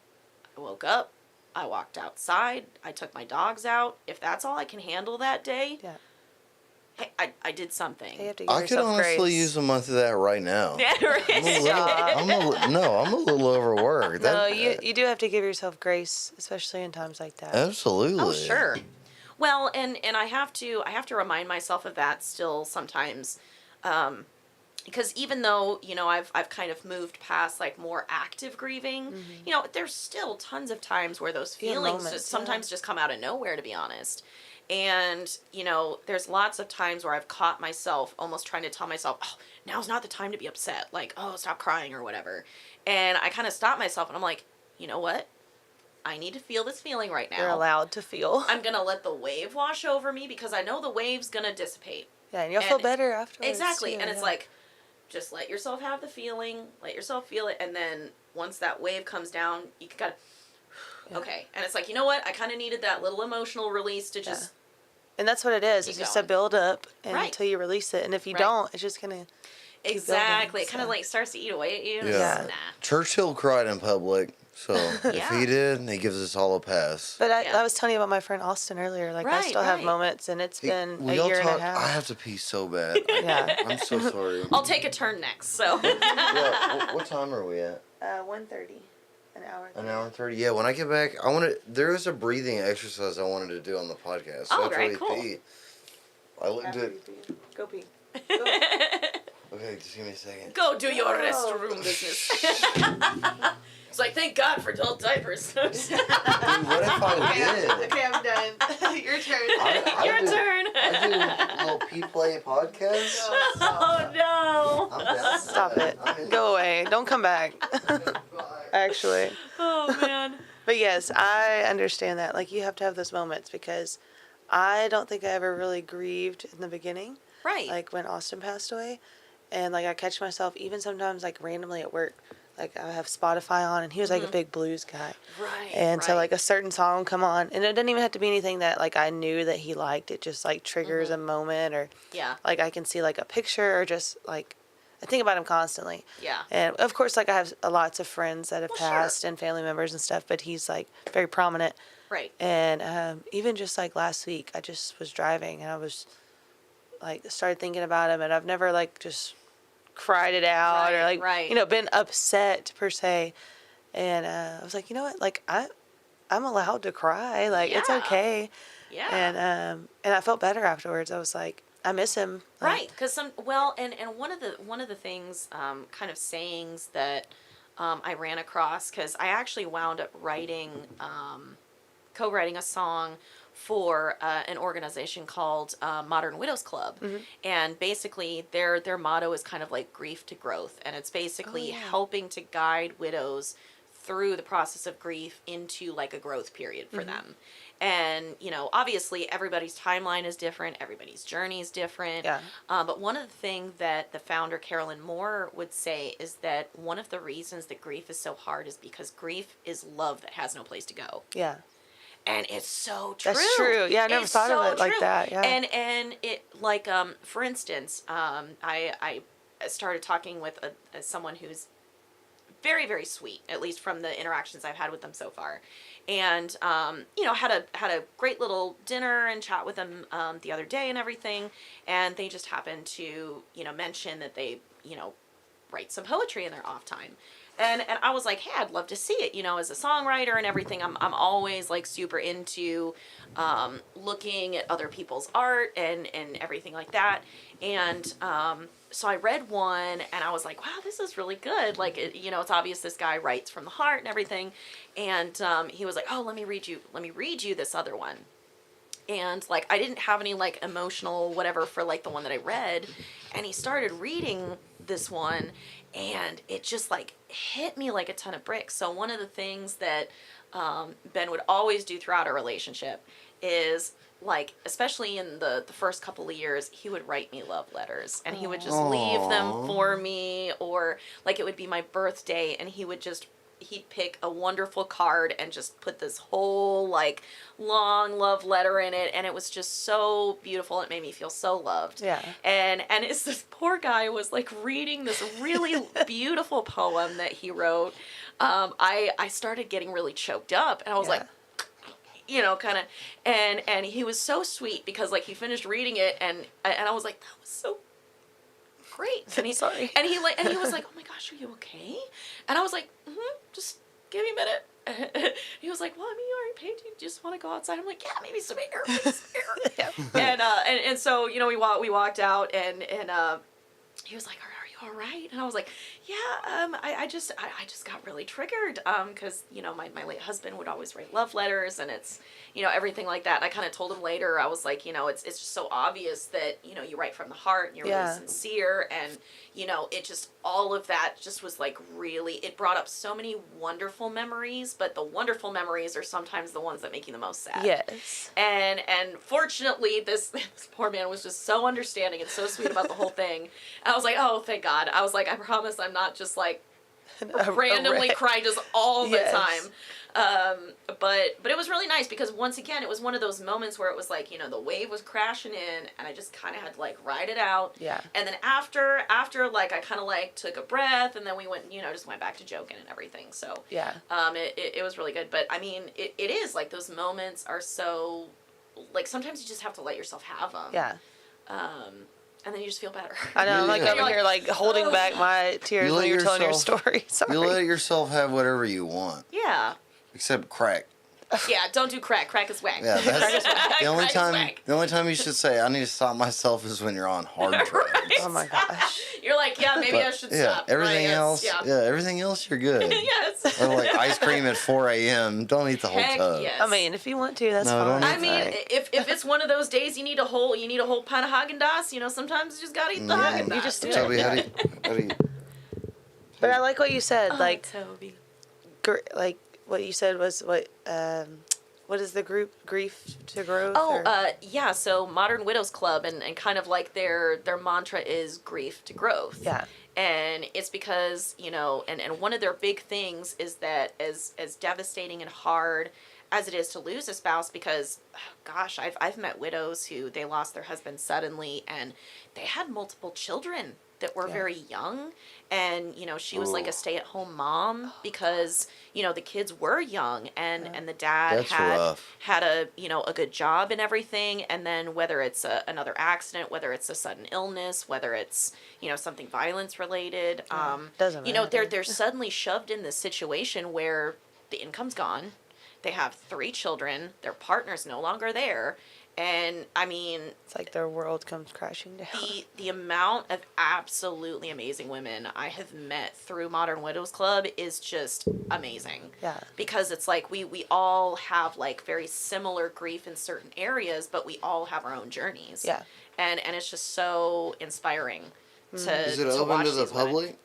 I mean, they've got a public website. They're on you know, all the social medias basically, and it's just Modern Widows Club. They're kind of the, you know, same across the board on their social media and everything. Yeah. But especially if anybody listening like either knows Yeah, somebody who I'm gonna lost tell my someone mom. or I'm gonna tell my mom to Yeah. check them out. yeah, I mean She they needs a community yeah. like that. well, Yeah. and generally, they do have groups in all the cities where they have, you know, like little offices and everything, and they'll get together and like there's a few times I've gone and gotten coffee with some of these ladies, oh, that's awesome. and It's good to have people like that, dude. right. Well, and to be honest, being able to have a community of people who've experienced like the same thing is so helpful, because I know one of the things that I felt, which was another reason why it was so helpful that a few widows reached out to me like right after, you know, through Facebook and everything, was I felt so alone. Yeah. Because everybody around me, even though everybody around me loved Ben, It wasn't in the same it way. wasn't the same. Yeah. It wasn't the same. And I don't want to like say that in like You're not discounting taking, their grief. yeah, you're not taking anything because away. we all lost somebody that day. Correct. Yeah. But the way I feel It's- like it's been described the best is that the difference between like losing a a brother, a cousin, something like that, compared to a spouse, is that with a spouse, every single minute, second of your day somehow revolves around them, somehow includes them. Whereas a family member, extended family, a friend, something like that, their day isn't always impacted by that person. Yeah. You know, they Yeah. have their own life separate from that person in ways, even if they do interact frequently. Whereas a spouse, you wake up to them, you talk to them throughout the day, you go to sleep with them. You know, it's like, hey, I had a bad day, I'm going to vent to my person. And then suddenly, poof, they're gone. Yeah. And like we loved exchanging memes, and we'd almost have like meme wars. So like like he'd get a bunch of memes, and then I'd find a bunch of memes, and we'd like send it to each other, and then like figure out who found the best meme of the day. And like just, and sometimes every once in a while, even to this day, I'll see a meme and I automatically think, oh, I gotta send that to Ben. Yeah. And then it like hits again. I can't. Yeah. And sometimes that's the hardest, is like those little small jokey things Yeah. that like you share, and then You suddenly can send it's them like, to oh, us. I know. I was sitting here thinking, like, you can send them to I me. know now I've Sorry. got like a little circle of people, and I'm like, Yeah, I I'll love send them that meme. Yeah. Yeah, you can send them to me. I love a good meme. Yes. I'm a meme lord. Oh yeah. gosh. Oh man. I love a good meme, or like Yeah. a good GIF. Yes. I love one of my favorite, because of course it was all over TikTok a little while ago. The short clip from that Nicolas Cage movie where it's like my Nicolas gosh, Cage yes. and Oh my god. The guy from The Last of Us. yes, oh, and his I name can't escapes think of me his right name, now, yeah. but the one where Nicolas Cage is like, And then he looks he's over and just he's like, Yeah, that's a good one. Yes, I love all of those. oh my god, like the music in the background is like perfect, and it's Yes. always like me looking at that weird friend in the group, and then it's like the Is weird that- friend in the group. Hey, have you gotten any in the comments that people will be like, this was really hard to listen to? Like when you post music stuff and they'll be like, this was really hard to listen to, fire emoji. Or the one I get that hurt me the most was, this goes hard as fuck on mute. Have you got that one? So I in that sense have been very, very fortunate that I have not run into Haters. many trolls, if any. Yeah.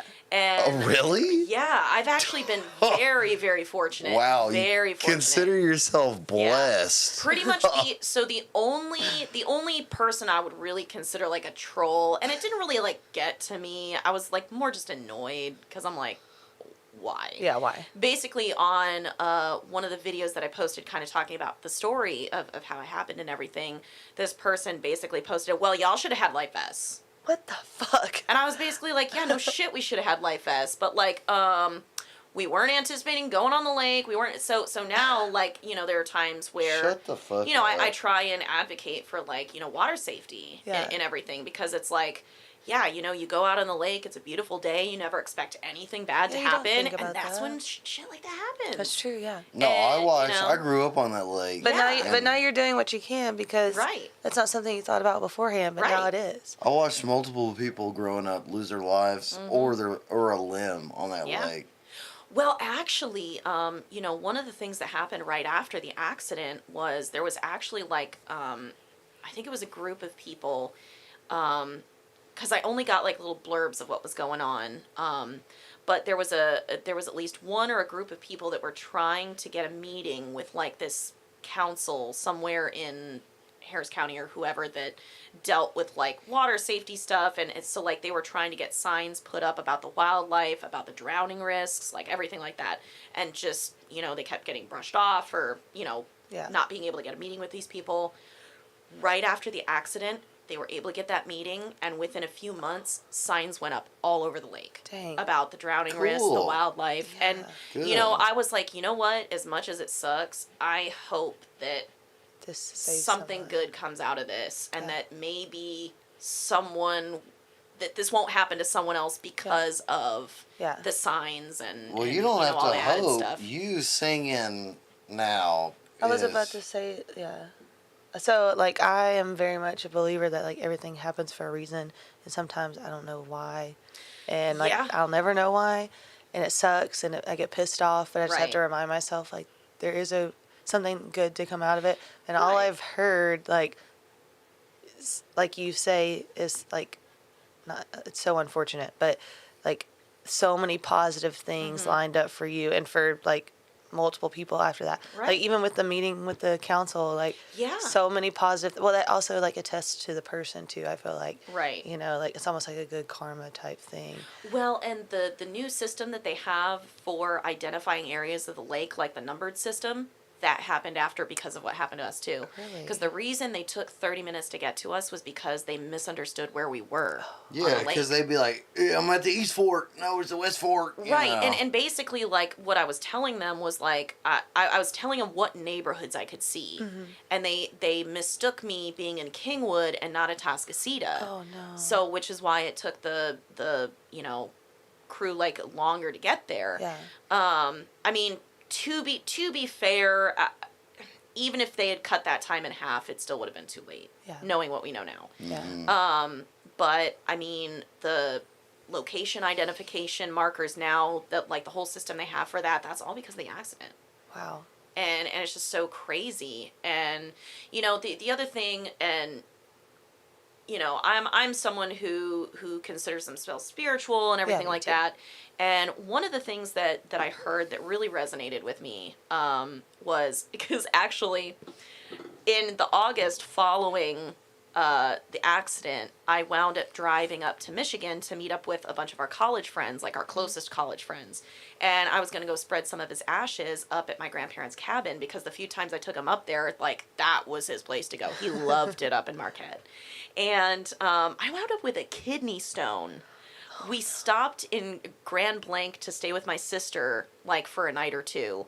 And I woke up at, like, 6 a.m. in excruciating pain. And my mom eventually got me to the ER. Turns out I had a kidney stone. Oh my gosh. So I had to go into surgery, get a stent, all that kind of stuff. But I still went up there. Yeah. I still made it You up made there. a point to go. So I'm, like, recovering from freaking, like, a kidney stone and everything like that. And I remember, like, watching a live stream of the church that I did the praise team at. And he just happened to have a sermon about, you know, just dealing with, like, difficult things in life. But I remember, the one thing I remember the most that he said is he was like, sometimes we go through these deserts in life, you know, the bad times, the hardships and everything. He's like, sometimes we go through the deserts in life, and what we don't realize is that we're going through those because we need to be prepared for the next chapter in our life. And we don't always know what that is, but sometimes that struggle, that desert, is leading us to that next chapter. And it just, like, hit so hard, and I was like, wow. You know? Yeah. No, I believe in that very much. Epiphany. Yeah. Yeah. I always say that also. Like God gives his hardest battles to his strongest warriors, And it's gonna- sometimes I'm like, please give it to somebody else, yeah, it's like please. I'm not that strong, but it turns you into a strong warrior. But so, I honestly have surprised myself sometimes with how resilient I've yeah, become since. Yeah, but that's through But- work. I mean, Oh yeah, I've had to do a lot everything. of work. yeah, It's not even religious. Everything work. sure. Work is the ultimate. Right. There's a reason the Nazis put it. Work sets you free at the How top. did you just relate that to Nazis? No, You're canceled. Sorry. I'm just saying. There's a reason they put. Instantly canceled. Yes. There's a reason they put work sets you free at the top of freaking camps. Can you hand me that beer? It's because it What does. if she wanted that beer? Do you want this beer? I still got some. It's all right. Yeah.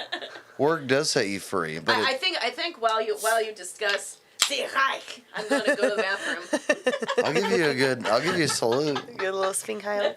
Yeah. I need to talk about our shows. Yeah, do your stuff. I'm not doing long advertisement. This show is brought to you by Tim's Tiny Trucks. Go to timstinytrucks.com. Get yourself a freaking Tim's tiny freaking truck.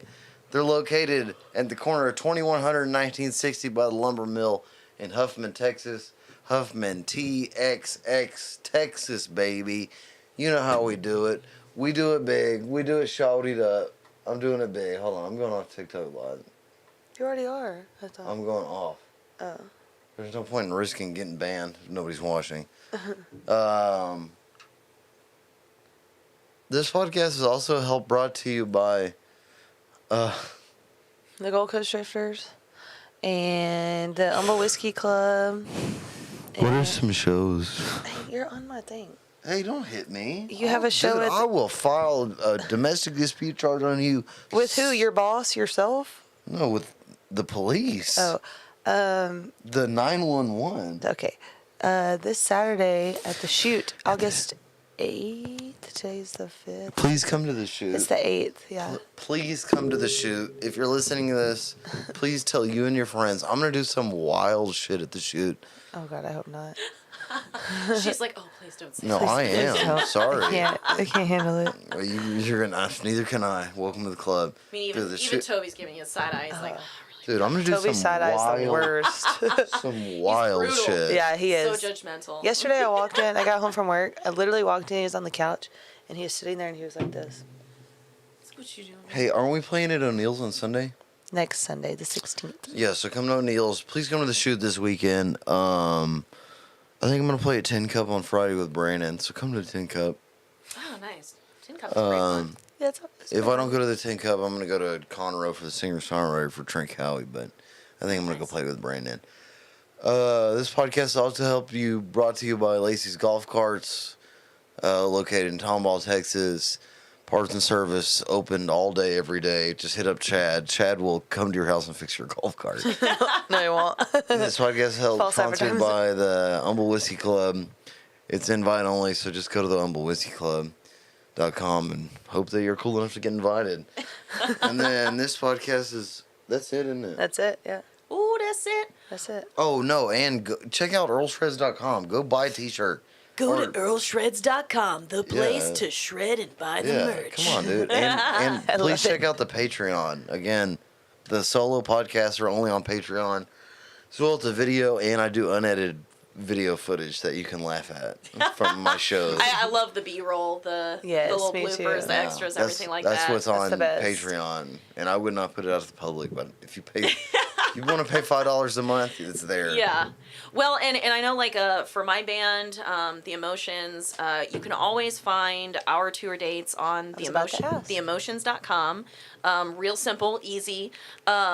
Pretty much our tags for, like, social media are The Emotions Band. So please follow. I, usually will post and tag things in my own personal things as well to make it easier for people. But coming up, like, this Saturday, we have the Easter dance in Sestahoa.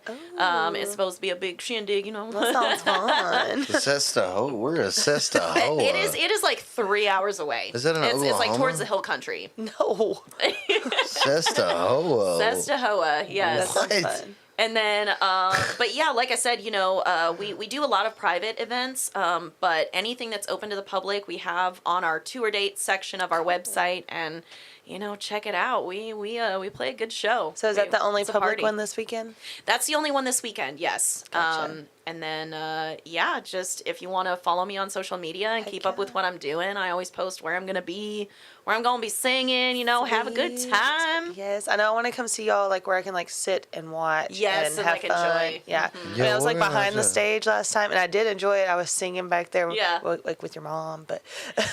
So I'm not gonna lie. So the very first concert for The Emotions that my parents went to was our first show at the Wine Garden. Oh. And it was honestly so fun to just see my parents kind of go and ape out in the crowd, like, like clapping, my daughter." dancing. That's my daughter. She's a rock star. That's so You cool. know, She was so proud. They were She so proud was. of It you. was so sweet. I loved it. Well, I honestly, especially with the moving onto the property and everything, like my parents have been an absolute lifesaver, like helping me get situated, and And they live in Michigan, right? yeah, so they wow. live in Michigan. They've got a condo up there in Grand Blanc, and they live pretty close to my sister. But my sister and her husband are living in Amsterdam right now for his job. How cool. I know, how cool is that? My mom And- used to live there. Right, and so Does it but- beat New Caney? No. Stop. Fuck no. So Europe. what Ugh. happened was my property, it actually has like 2 wells, 2 septics, because there used to be multiple trailers on the property.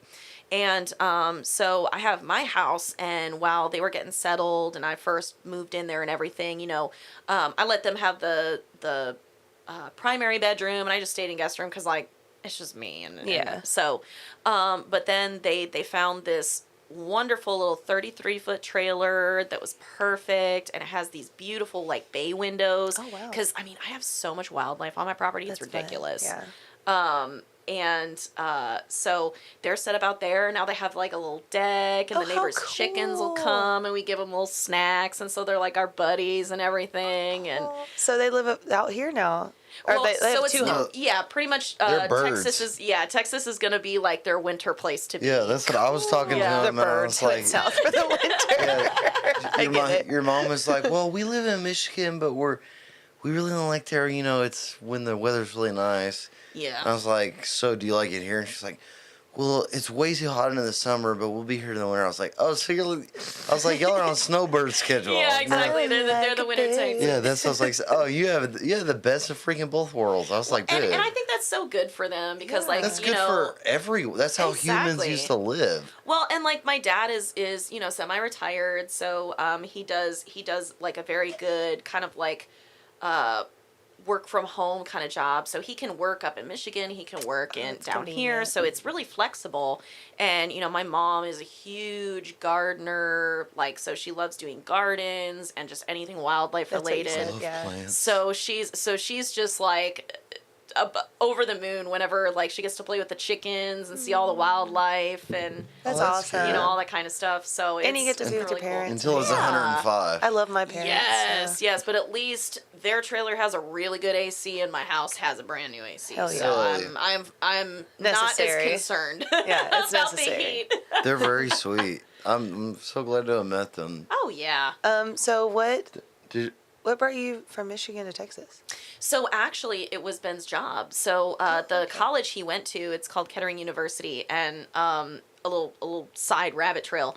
My first music video and the first song that I ever released was called Whispers, and basically it was kind of like our love story about like kind of how we met and everything I was like gonna that. ask that too. I got a chance, you know, obviously with the university's permission, to film in the dormitory where we met and to film at the fraternity where we, you know, just spent most of our time. That is so cool. And that's where y'all met up there in In college. college? Yeah, so we met in college, and it was, you know, I always felt like it was one of those, the stars aligned for us to meet kind of things, because Yeah.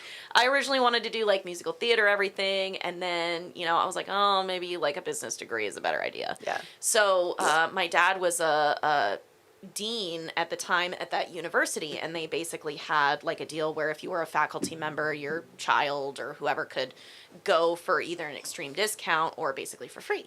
And so I was like, oh, I'm not gonna pass that up. Yeah. And so, you know, I went, and basically the way that we met was I was carrying all my math books because I'm horrible at math. I'm so bad. And so somebody another guy that I had met through like orientation was like, hey, I'm actually really good. I can tutor you if you want. And I was like, Yeah, tutor okay, you. you know, and I was like, I just need to pass math. Yeah, and so like I'm carrying my books and I'm walking through, like each hallway is like a unit. Uh-huh. And each unit has an RA, like a couple of dorm rooms, everything like that. And so I was walking through his unit, and he walks out of his door, this boy from McAllen, Texas, and he's in nothing but cargo shorts and no shirt, and he was like a long distance runner. He did cross country track. Oh wow. So he was pretty cut. You know Yeah, I what was I'm about to saying? say real cut. And so like he walks out of his dorm, and he turns and he sees me, and this huge smile spreads across his face, and he comes up and he's like, "Hi, I'm Ben McCaslin. How are you? What's your name?" I'm like, Beth. And he was like, well, hi, do you want to be an honorary member of our unit? You get a nickname and you get your name on the board. And I was like, okay. You know, and so Aw. like we pick just a stupid nickname, and What was and it? If you want it was so the nickname was Six, and the reason it was Six was because during the orientation they brought a hypnotist as like entertainment, and I was one of the people that went up on stage to get hypnotized, and basically I was hypnotized to forget the number 6. And so Oh, after that's I was cute. hypnotized, he was basically like, okay, count to 10 for me, as he like went and continued on with his thing. And I was like, 1, 2, 3, 4, 5, 7, 8, 9, 10. He's like, try it again. 1, 2, and I was just like, what am I missing? Like, Yeah. what? And he told me later, he was like, man, I saw you up there, and I just knew I had to find out your name. Oh. He was like, I thought you were so beautiful, and I just had to meet you. And and so then after that, you know, the guy that I was getting tutored was like literally around the corner from like where his room was. And Yeah. he was like, can I carry your books for you? And I was like, okay. Such like a movie moment. Right, exactly. And then like after that, like, you know, he'd invite me to parties, and we'd go and party together, and, you know, one thing led to another, and we wound up, you know, starting to date and everything, and You know. you know what I'm saying, you know, those feisty college kids, you know. But yeah, and you know, I grew really, really close to you know, his fellow brothers at the Lambda Chi Alpha fraternity, and Aw. you know, after we got engaged, before he graduated, I became a lavalier, which is basically like a girl being allowed to be a member of the fraternity, Yeah. but because she's like marrying a brother. Yeah. And so I still have like the little necklace, and I have his pin, and Oh, how cool. all that That's kind of super stuff. cute. Yeah, And then to you me, got to it's do your adorable. Then you got to do your music video there, like Yeah, That's and so cool. actually, the brothers that were there at the time, they got to be my extras. They agreed to be my extras. That's and a beautiful story. basically, to pay them back, I bought a bunch of pizza, a bunch of beer, and Just hung some out. bubbly, and we just partied after we That's wrapped. That's for fun, that though, night, and like- it was so amazing. It was so fun. like and telling stories She's and Yeah. just catching up. She's good people. Oh, I knew that one. Thank you. Yeah. Yeah, when I I try said, to be. when I said, do you want a Miller Lite, and you were like, yeah, and I was like, I walked outside. I was like, okay. okay, yes, ma'am. That's so beautiful. Me and Cindy were arranged.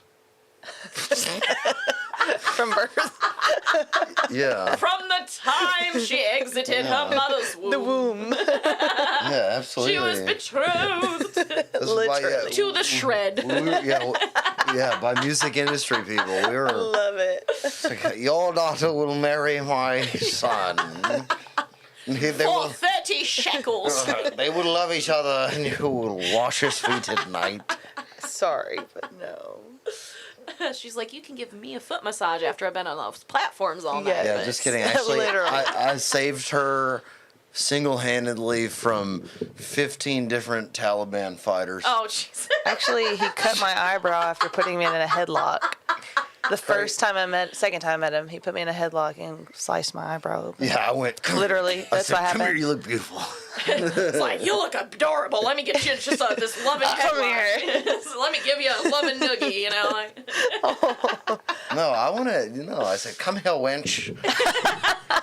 Wench, gave him some come change. hither with thine Come feet. hither, wench." I actually handed him a handful of change. I was like, "Here's your tips from the night." He said, "What do you want me to do with that?" I said, "Buy I said, some "What do you chicken want me to nuggets." do with? Buy some chicken I said, "Buy some nuggets." chicken nuggets." What would you like me to do with quarters, wench?" I gave everybody else dollars, and he got the quarters. I'm so close. I was doing it on purpose. That is so petty. So petty. I'm so very close to moving to a house with a thatched roof somewhere in Europe. And Please. and wearing Please. my just gosh. thick, smelly clothes. You do that now. And just drinking. You should pick up a kilt. It's Oh. very breezy. Yeah, that's what I'm yeah. saying. It's very And comfortable. Just You You yelling go at- stand on the second story, just with nothing underneath Yeah, it. just in a pub yelling, just screaming. That's You do that here too. what I'm saying. I belong in a pub and Is that like a mix of like a Scottish Schwarzenegger or something? just drunk, Oh, no. drunk European. It was always really interesting whenever we'd go like pub hopping in Edinburgh because there was a place called Rose Lane and it was just like restaurant pub shop pub, you know, and it was just like this whole stretch, and there was actually like a Rose Lane challenge. We didn't do it, but basically you start at one end, and the challenge is you have to have one drink at every single place, and almost nobody finishes it, but they get really wasted. Yeah. And Yeah, you're in Europe. well, and it was always so funny because the people in Edinburgh, you know, most of them, like, you know, they had a thick, you know, Scottish accent, but, you know, you could still understand them. And it was funny because Ben actually had a coworker where he came from, like, northern Scotland, which very, very thick accents up there. So it's kind of hard to decipher what they're saying sometimes. But it's like this man would drink enough that his speech would slow down and suddenly you were able to understand everything he was saying. I was like, I feel so bad that I can't understand you unless you're drunk. Yeah. Like, you seem very nice. Yeah, But most of the time when you're talking to me, I just go, Tis the European way. My company is a Dutch company, so I can Do you remember resonate the, with that. remember the meme on TikTok that was like, typical day in your average Brexit life? It's like, and then the end is, and then have a couple pints in the pub and then off to the Fortress of Dreams. the Fortress of Dreams. I'm I like, this that. is so sad. Honestly, Is this RuneScape? no, this is Europe. And really, you know, if they would have manned up during World War II, the world would have been a better place. But they didn't, and America became top dog, and now look where we're at. Well, one of the things that I really Would enjoyed have been better with. about one of the things I really enjoyed about being over in Europe is their public transportation, because like you can go drink and get drunk as a skunk, and you can hop on the bus and get home. Yep. And it's like that'll be 10 cents equivalent Yeah. or like Yeah. whatever, and you're like, I can ride the bus at like Yeah, midnight for like 30 cents. Hell yeah, you know, and Yeah. so, you know, and it was always so cool because I enjoyed walking through the little villages, because back when I was a senior in high school, my family moved over there because my dad was doing a grant work with another professor that was in Esslingen. And so we stayed in a little town, a little village called Reichenberghausen. And it was so cool because, like, literally you leave the house, you walk to the bakery, you walk to the butcher, you walk to whatever other little shop you need for the day, and then you walk back home. So and cool. then, like, you know, even when we went to the schools, which they call them gymnasiums there, the way that they structure their school day is so crazy because Yeah. obviously the local schools, you know, the kids generally live fairly close. And that's how I mean, the whole world does it. they'd have like 2 classes, and then they'd have like, you know, depending on what classes you're taking or whatever, you'd have like a 2-hour break to just go have lunch. You could go home and have lunch. You could go to a little cafe and have lunch with your friends and everything like that. And then after your 2-hour break, you'd go back, have another 2 classes, and then you were done for the day. That's awesome. And it was just like the classrooms were so like relaxed, you know.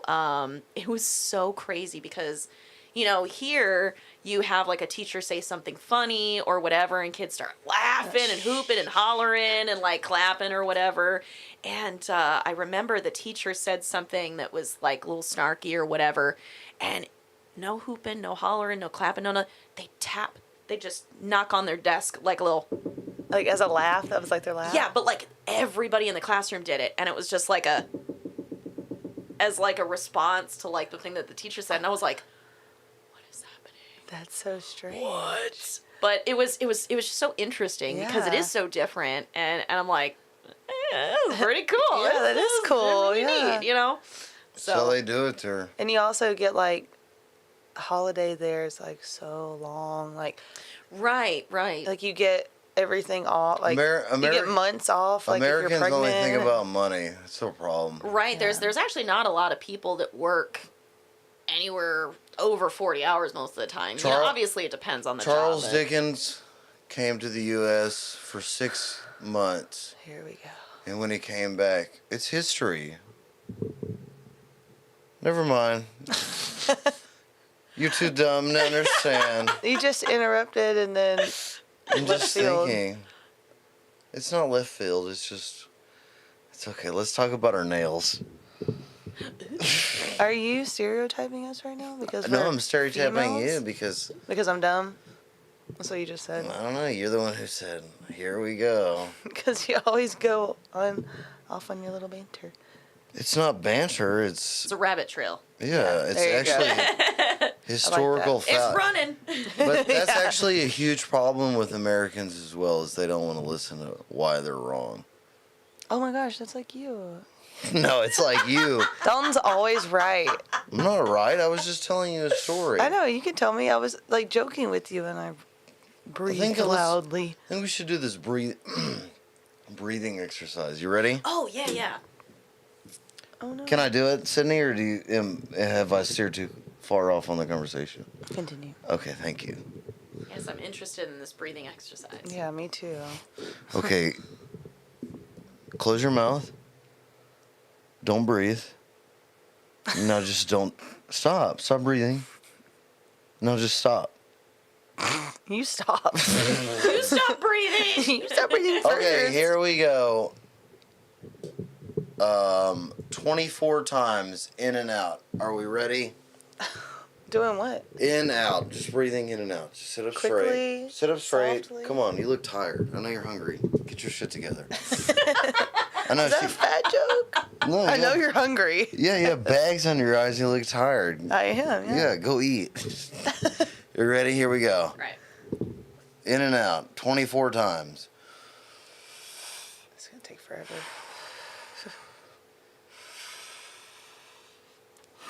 This is 4 or 2. Just in and out. Shut up. Just no, for real, Sydney, don't talk. I know it's hard for you. Just don't say anything.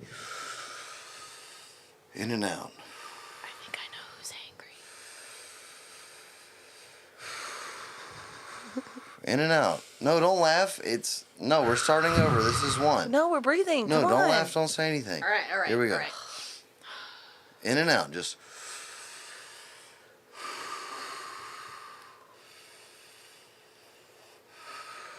keep breathing in and out. All the way in, all the way out. All the way in, all the way out.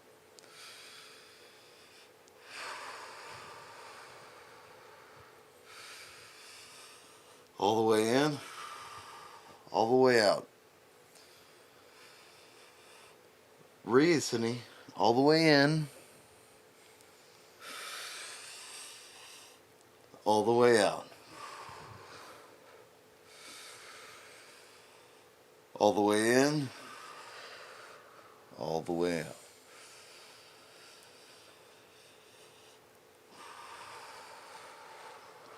Just keep breathing in.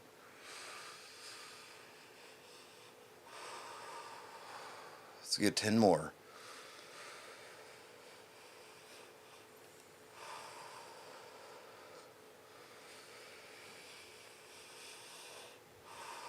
Here we go, we're on 3.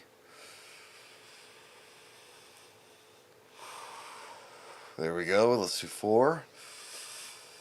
All the way in, all the way out. There's 5 more. All the way in, all the way out. All the way in, all the way out. Let's make the last 3 big. All the way in. All the way out. All the way in. All the way out. Let's do 2 more. Let's make the last one big. All the way in. All the way out. Now let's go all the way in. As big as you can, all the way in. Now hold it.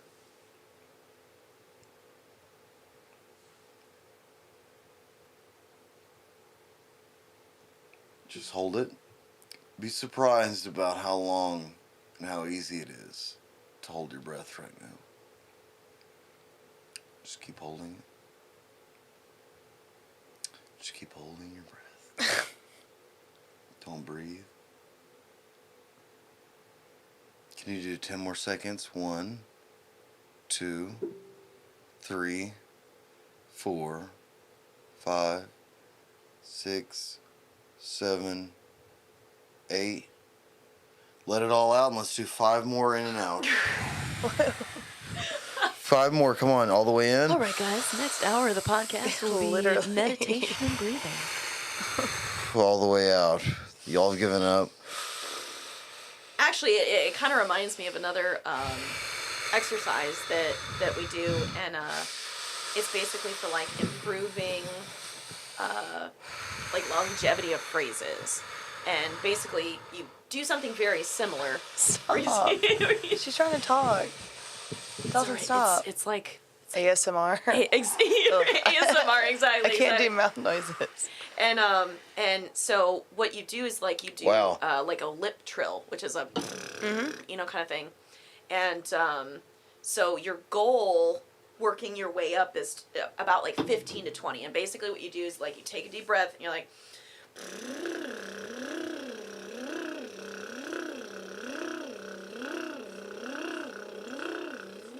and you basically try and do it as long as you can for as many times. We're gonna actually do that again because y'all didn't do No, it right. So let her ready? finish. Stop. No, finish. But yeah, it basically helps with like longevity, breath support, because like there's lots of songs where the phrase is real long and there's no place to take a breath, so it's really good to like work on that so you're not like la la la Yeah. la la la, you know. But it works. So. Mason does that a lot. He does the yeah. Yeah, you could. So sometimes I don't like to do that because it makes my nose Tickles, itch. yeah. So the other thing you can do if you don't want to do lip trills is like tongue trills, which is. Oh, see, I can't roll my tongue. And so like you can do that, or you can do the lip trills, and that. I helps usually to, have like a warm up. beer, and then I'll have some chocolate, and then I'll have another beer. And then I'll smoke like a pack of I cigarettes. smoke a cigarette. And then I'm just ready to go and get on stage and start singing. Where are we at? We are at 2:14. Ooh. 2 hours and 14 minutes. Yeah. Oh. It's a good one. Would you be willing to come back on the podcast? Yes. Yeah, please. Okay. I love Because having if not, I'm about to milk 6 hours out of it. No. I'm gonna get my fucking clips. I'm getting my view. Daddy's Yes. getting his views. Daddy's getting his views. Did you know when you take deep breaths, you're supposed to breathe in through your nose, out through your mouth? You couldn't even do that 1 minute breath exercise. and I now did you're- it. No, A you 1 didn't. minute. And you couldn't even do that 1 minute. I don't It's breathe fine. like you. I breathe into my nose, out through my mouth. I'm a nose breather through and through. That's not how I breathe either. It's how somebody with $1 million breathes. So Oh, well. I'm doing what he's doing. I'm doing the $1 million breathing over Yeah. here. Sorry. Yeah, you You're give me. doing that 3-pack Hey. a day breathing. Yeah, once you can do the 1 minute straight without did it. your ADHD. I don't have to. You didn't do it. You left. Your ADHD got the best. On the last It's- 10 breaths. It takes the entire process. You have severe ADHD. Is my bank account gonna be full tomorrow? No, yours ain't. Did you ever get that $50? From what? Wait, you guys got $50? From what? So I was listening to I think it was last Wednesday's Yeah, podcast. and now it's supposed to get $50. Right, and For and what? And you were like, oh yeah, I had to give her like $50 for her to come in here. She's like, I haven't seen that $50. I have never seen that $50. Because you were like, please come to the podcast. Like, I'm tired. Yeah, she ain't getting nothing. You know why she ain't getting nothing? I said, the day I made this podcast, I made the intro, and I said, Sydney, you want to be in the intro? And she said, yeah. And I No, said, I was like, sure. I said, that means you're going to have to do it. And she said, oh, I'll do it. I think I've only ever not been on 3. No, you've been not. One of them I wasn't even here for. I was at a work I've done event, 6 so. episodes can't by help that. myself. I'm talking about when you have guests. I still did them. Your solos are not, like, that's not what I'm talking about. I'm talking about when we have outsiders. Outsiders. Outsiders. Yes. You come into my home. You come into the shred come on, shed. you, Yeah, you come you're- into the shred shed, and you come on my podcast. Yeah. Come on my podcast. And you trashed it. And not in the good kind of trash. Hey, I'm Cindy Shreds. They like cut out part of my words. So it sounds like, and you're listening to the, it sounds like it says podcast. Podcast. You're listening to the #1 podcast. Because he like cut me off too soon. Sydney has a bad habit of just agreeing to things, and then when I'm like, all right, here we.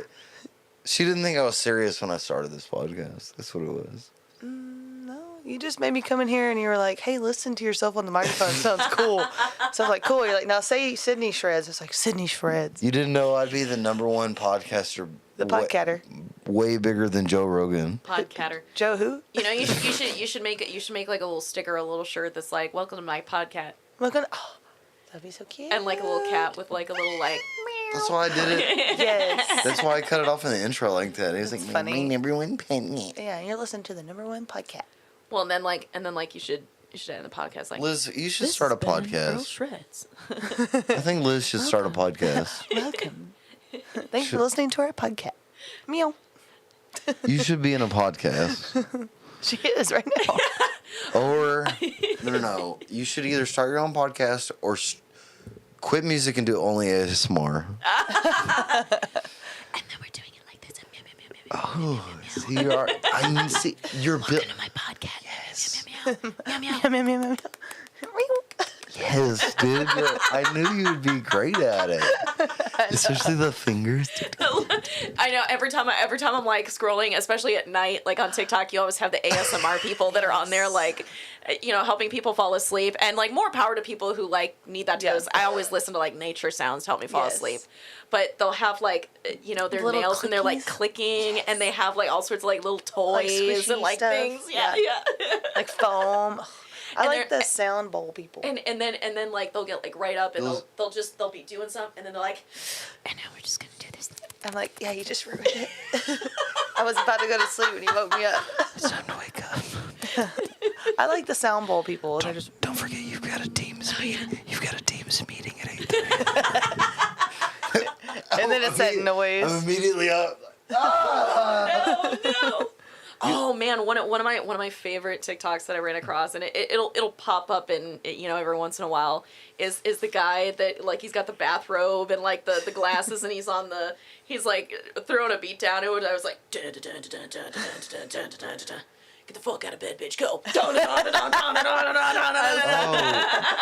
love that. Yeah, Oh, I it like, was so he's funny. a great DJ. I know. Oh him. man, that was so like you could tell that he's talented with like, you know, making beats and the DJ stuff. Dude. But that was just It's it was funny. short and it was just hilarious. I like the TikTok lives where it's like the Indian dude's in a bed that if you give him $1, the bed like flips him out. Oh, That's I've so seen a weird. couple. Some of my Yeah, I favorite. ran across somebody like a few weeks ago, and they were basically like sleeping in Yeah. bed, and they had like a poster, and Different and like things. every like the different Love it. emojis or whatever like does different sounds to try and like wake them up, and if you manage to wake them up, like they'll do something for Yeah. the live or something like that. Yeah. Those are so weird. I but- know. I'm like, I mean, if you got an People audience, are go for watching, it. Yeah. They're making money. Yeah. Yeah, that's what I'm saying. If y'all don't go buy a T-shirt at earlshirts.com, I might have. You might see me on one of those. Oh, that's creepy. I always am like, ooh, I don't want to see it. Or I'll sell like photos of you. I'll probably start selling photos of you. Of Really? Your feet. Yeah, I take pictures of your feet while you sleep. Apparently, there's a big market for feet? No, I've got a whole collection of her feet in her While I'm armpits. sleeping? In Yeah. my armpit? Because I sleep like this. I'm letting you know this right now. That's cool. Everything's for sale. I mean, for the right price, you're absolutely right. You listen to the You sound want of- you want Dalton? Just offer You- me the right price. I've literally said I'll twerk for roses. Yeah, no It's doubt. happened on the podcast. That was one of Yeah. them I wasn't on, but there was a bunch of boys in Yeah, here. it was me of and course, of JT, course. and he was like, he started twerking. I was like, sit your ass down. I was like, you don't do that shit for free. I was like, if you can start twerking, you need roses. And then somebody at Ryan Like, and send- Ryan They and a send bunch it started on, sending yeah. roses. I was like, all right, now you can. Now twerk. you can Now twerk. you can twerk. You earned them. Oh man. Yeah, I was like, what the That's fuck you good. doing twerking for free? Fucking slut. Ugh. Nothing's for free. Amateur, bro. Oh man. Yeah, no doubt. You listen to nature sounds while you sleep, Definitely. like rain. like bears mauling, animal like. Nothing more relaxing than today's music for sleep. It's like rainforest gone bad. I know, right? Yeah, real nature sounds. Rainforest gone wild. Gorillas gone Just wild. animals. Oh no. Walker took a slap to the face for that. He did. Yeah, That's what Neil said. yeah, he did. Walker took a slap to the face. I was Yeah, like, he got slapped in I was the like, face. if somebody sends me a hat right now, JT will slap Walker. And he did. Oh man. Yeah. Oh man. Yeah, I listen to the sound of like drone strikes when I sleep. You're like, that's my peaceful music. Yeah. This is war I felt crimes. so at home. Like, so relaxing. There it is. Oh, I can finally sleep. Oh my god. It's like you need headphones, but you need them plugged into the aux jack, like playing airstrikes. Yeah. Well, it's kind of funny, like so I tried out a bunch of different apps before I found one that I liked, because like the sound qualities are different, the sounds Yeah. are different, And like I remember, I don't even remember what app it was, but it was like, like wild birds or something like that, and it was like the whoosh, like up the wind, and then it was like. But then like every 7 seconds, it was definitely not consistent because like if the sounds aren't consistent, my brain hates it. Yeah. And just like randomly, it'd be like, Crow. like just like in the background, and I'm like, what is this bird doing in the background of this like supposedly It's just meditation a straight sound? up bald like, eagle. it's a- so it'd be Sounds like, horrible. sweet, sweet. America. It's horrible. Straight up bald eagles. Give me that charger. Oh, it's so bad. It's so bad. I was just like, do- I don't think this is the one for me. Yeah, not the one. Not the Sorry. one, not the one. I just do straight up bald eagles. In America, in the national anthem playing in the background. Yeah, I think it's time to end it, honey. Well, I was like literally about to die, so Thank that's you why. so much for being on today's podcast for Earl Shreds. Come check us out next time. Oh man. You have to meow. Meow. Meow. Yeah. Welcome to the podcast. Yeah, what is the NPR? Today the news brought to you by the people and then the societies of people that brought to you extreme damage. Yeah. It's like every time you turn on NPR, that's all you hear. Or it's like today's NPR show is brought to you by Bran, the most flavorful of the fiber. Or it's NPR's like today's show's it's the most obscure shit. Like I know. it's brought to you by southeastern native Indian women who like to ride motorcycles through the forest while juggling. An underrepresented group. Can't. Whoa, what the fuck? Today's NPR is brought to you by unicycles. You never know if you can ride one until you try. Yeah. And then you find out real quick. And then you find it real quick. You can't do it again. Every year, 30,000 unicycles are thrown away. In the arms Sarah of McLachlan I on a know. unicycle. Oh my gosh, on a unicycle. Like hugging one, like crying or something. Every year, 40,000 unicycles Are in the dump. go unridden.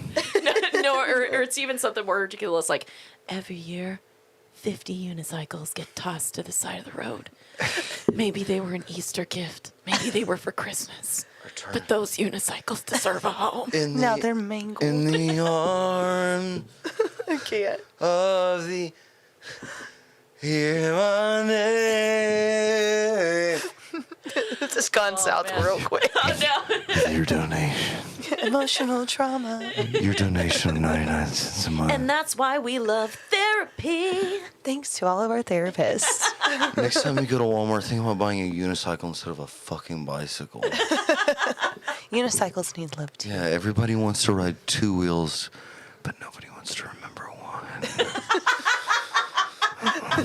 Don't do that. That escalated quickly. Every time I do this, I want you My- to put like a little rainbow like SpongeBob. That's what I was doing. Imagination. Imagination. Well, thank you so much for having me on Yeah, today. no problem. I mean, this episode's brought to you by the Earl Shreds fleshlight, so for they and their pleasure. Actually, it's like this. Yeah. It's late. This is late night Earl Shreds talk. Exactly. Yeah, if you listen this far live, or if you're in your car listening to this post live, congratulations.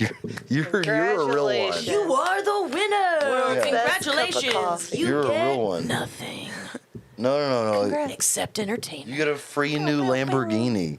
A Guini? Yeah. A Lamborghini? Use code. Pasta linguine? Yeah, if you've listened this far, call a Lamborghini representative and tell them that you want to use code word Earl Shreds for your new Lamborghini. And then they call the cops on you. But you have to record this conversation. And then I'll send you a shirt. and then yeah. send it to us. Yeah, there's a new Lamborghini waiting for you. Just please record the conversation. Yeah. Hey, Earl Shreds told me I could use keyword Earl Shreds and I'd get a free Lamborghini. They're like, pardon? What? Who? Sir? What if they're like, yes, Peasant. we've been waiting for somebody to claim it. Finally. Finally, someone believed him. It's just a Lamborghini with a giant Earl Shred sticker on it. Or it's like, Or my they get it in the face. mail and it's like, like a Hot it's like little Wheel. Hot Wheels. Put a little yeah. lightning bolt on it. Hell yeah. I love it. Perfect. All right, Yes, guys. you have to come back, definitely. Yes. Please. Yeah, I'm in the live. Thank you, Liz. Go follow Liz Kaplan and the Emotions on all things. Yes. And We'll catch you next yeah, time. catch you next time. Not Kaplan. Don't forget, yeah, Casland. take the means of Yes, production. Liz Casland. Lizcasland. Absolutely. Yeah, Land. y'all check out the website. You know, take back the means of production from the proletariat. Destroy the destroy the bourgeoisie. Had to get that last little rabbit hole in there. Real quick. Slid it in. Just remember, when you buy a T-shirt from EarlShreds.com, it's not your T-shirt; it's our T-shirt. Thank you, comrade. Rock on. Peace out. Hold on. You just put that all over my shoes. Oh my gosh, Sydney. Oh my Podcat foul. It only spilled this much. Tiny. At least it was a tiny amount. It was like the foam. The littlest baby amount. Hold on, let me get off Instagram really worried or about my Facebook shoes. Live. Goodbye, everyone that watched. I love you. Thank you, Liz. Bye bye.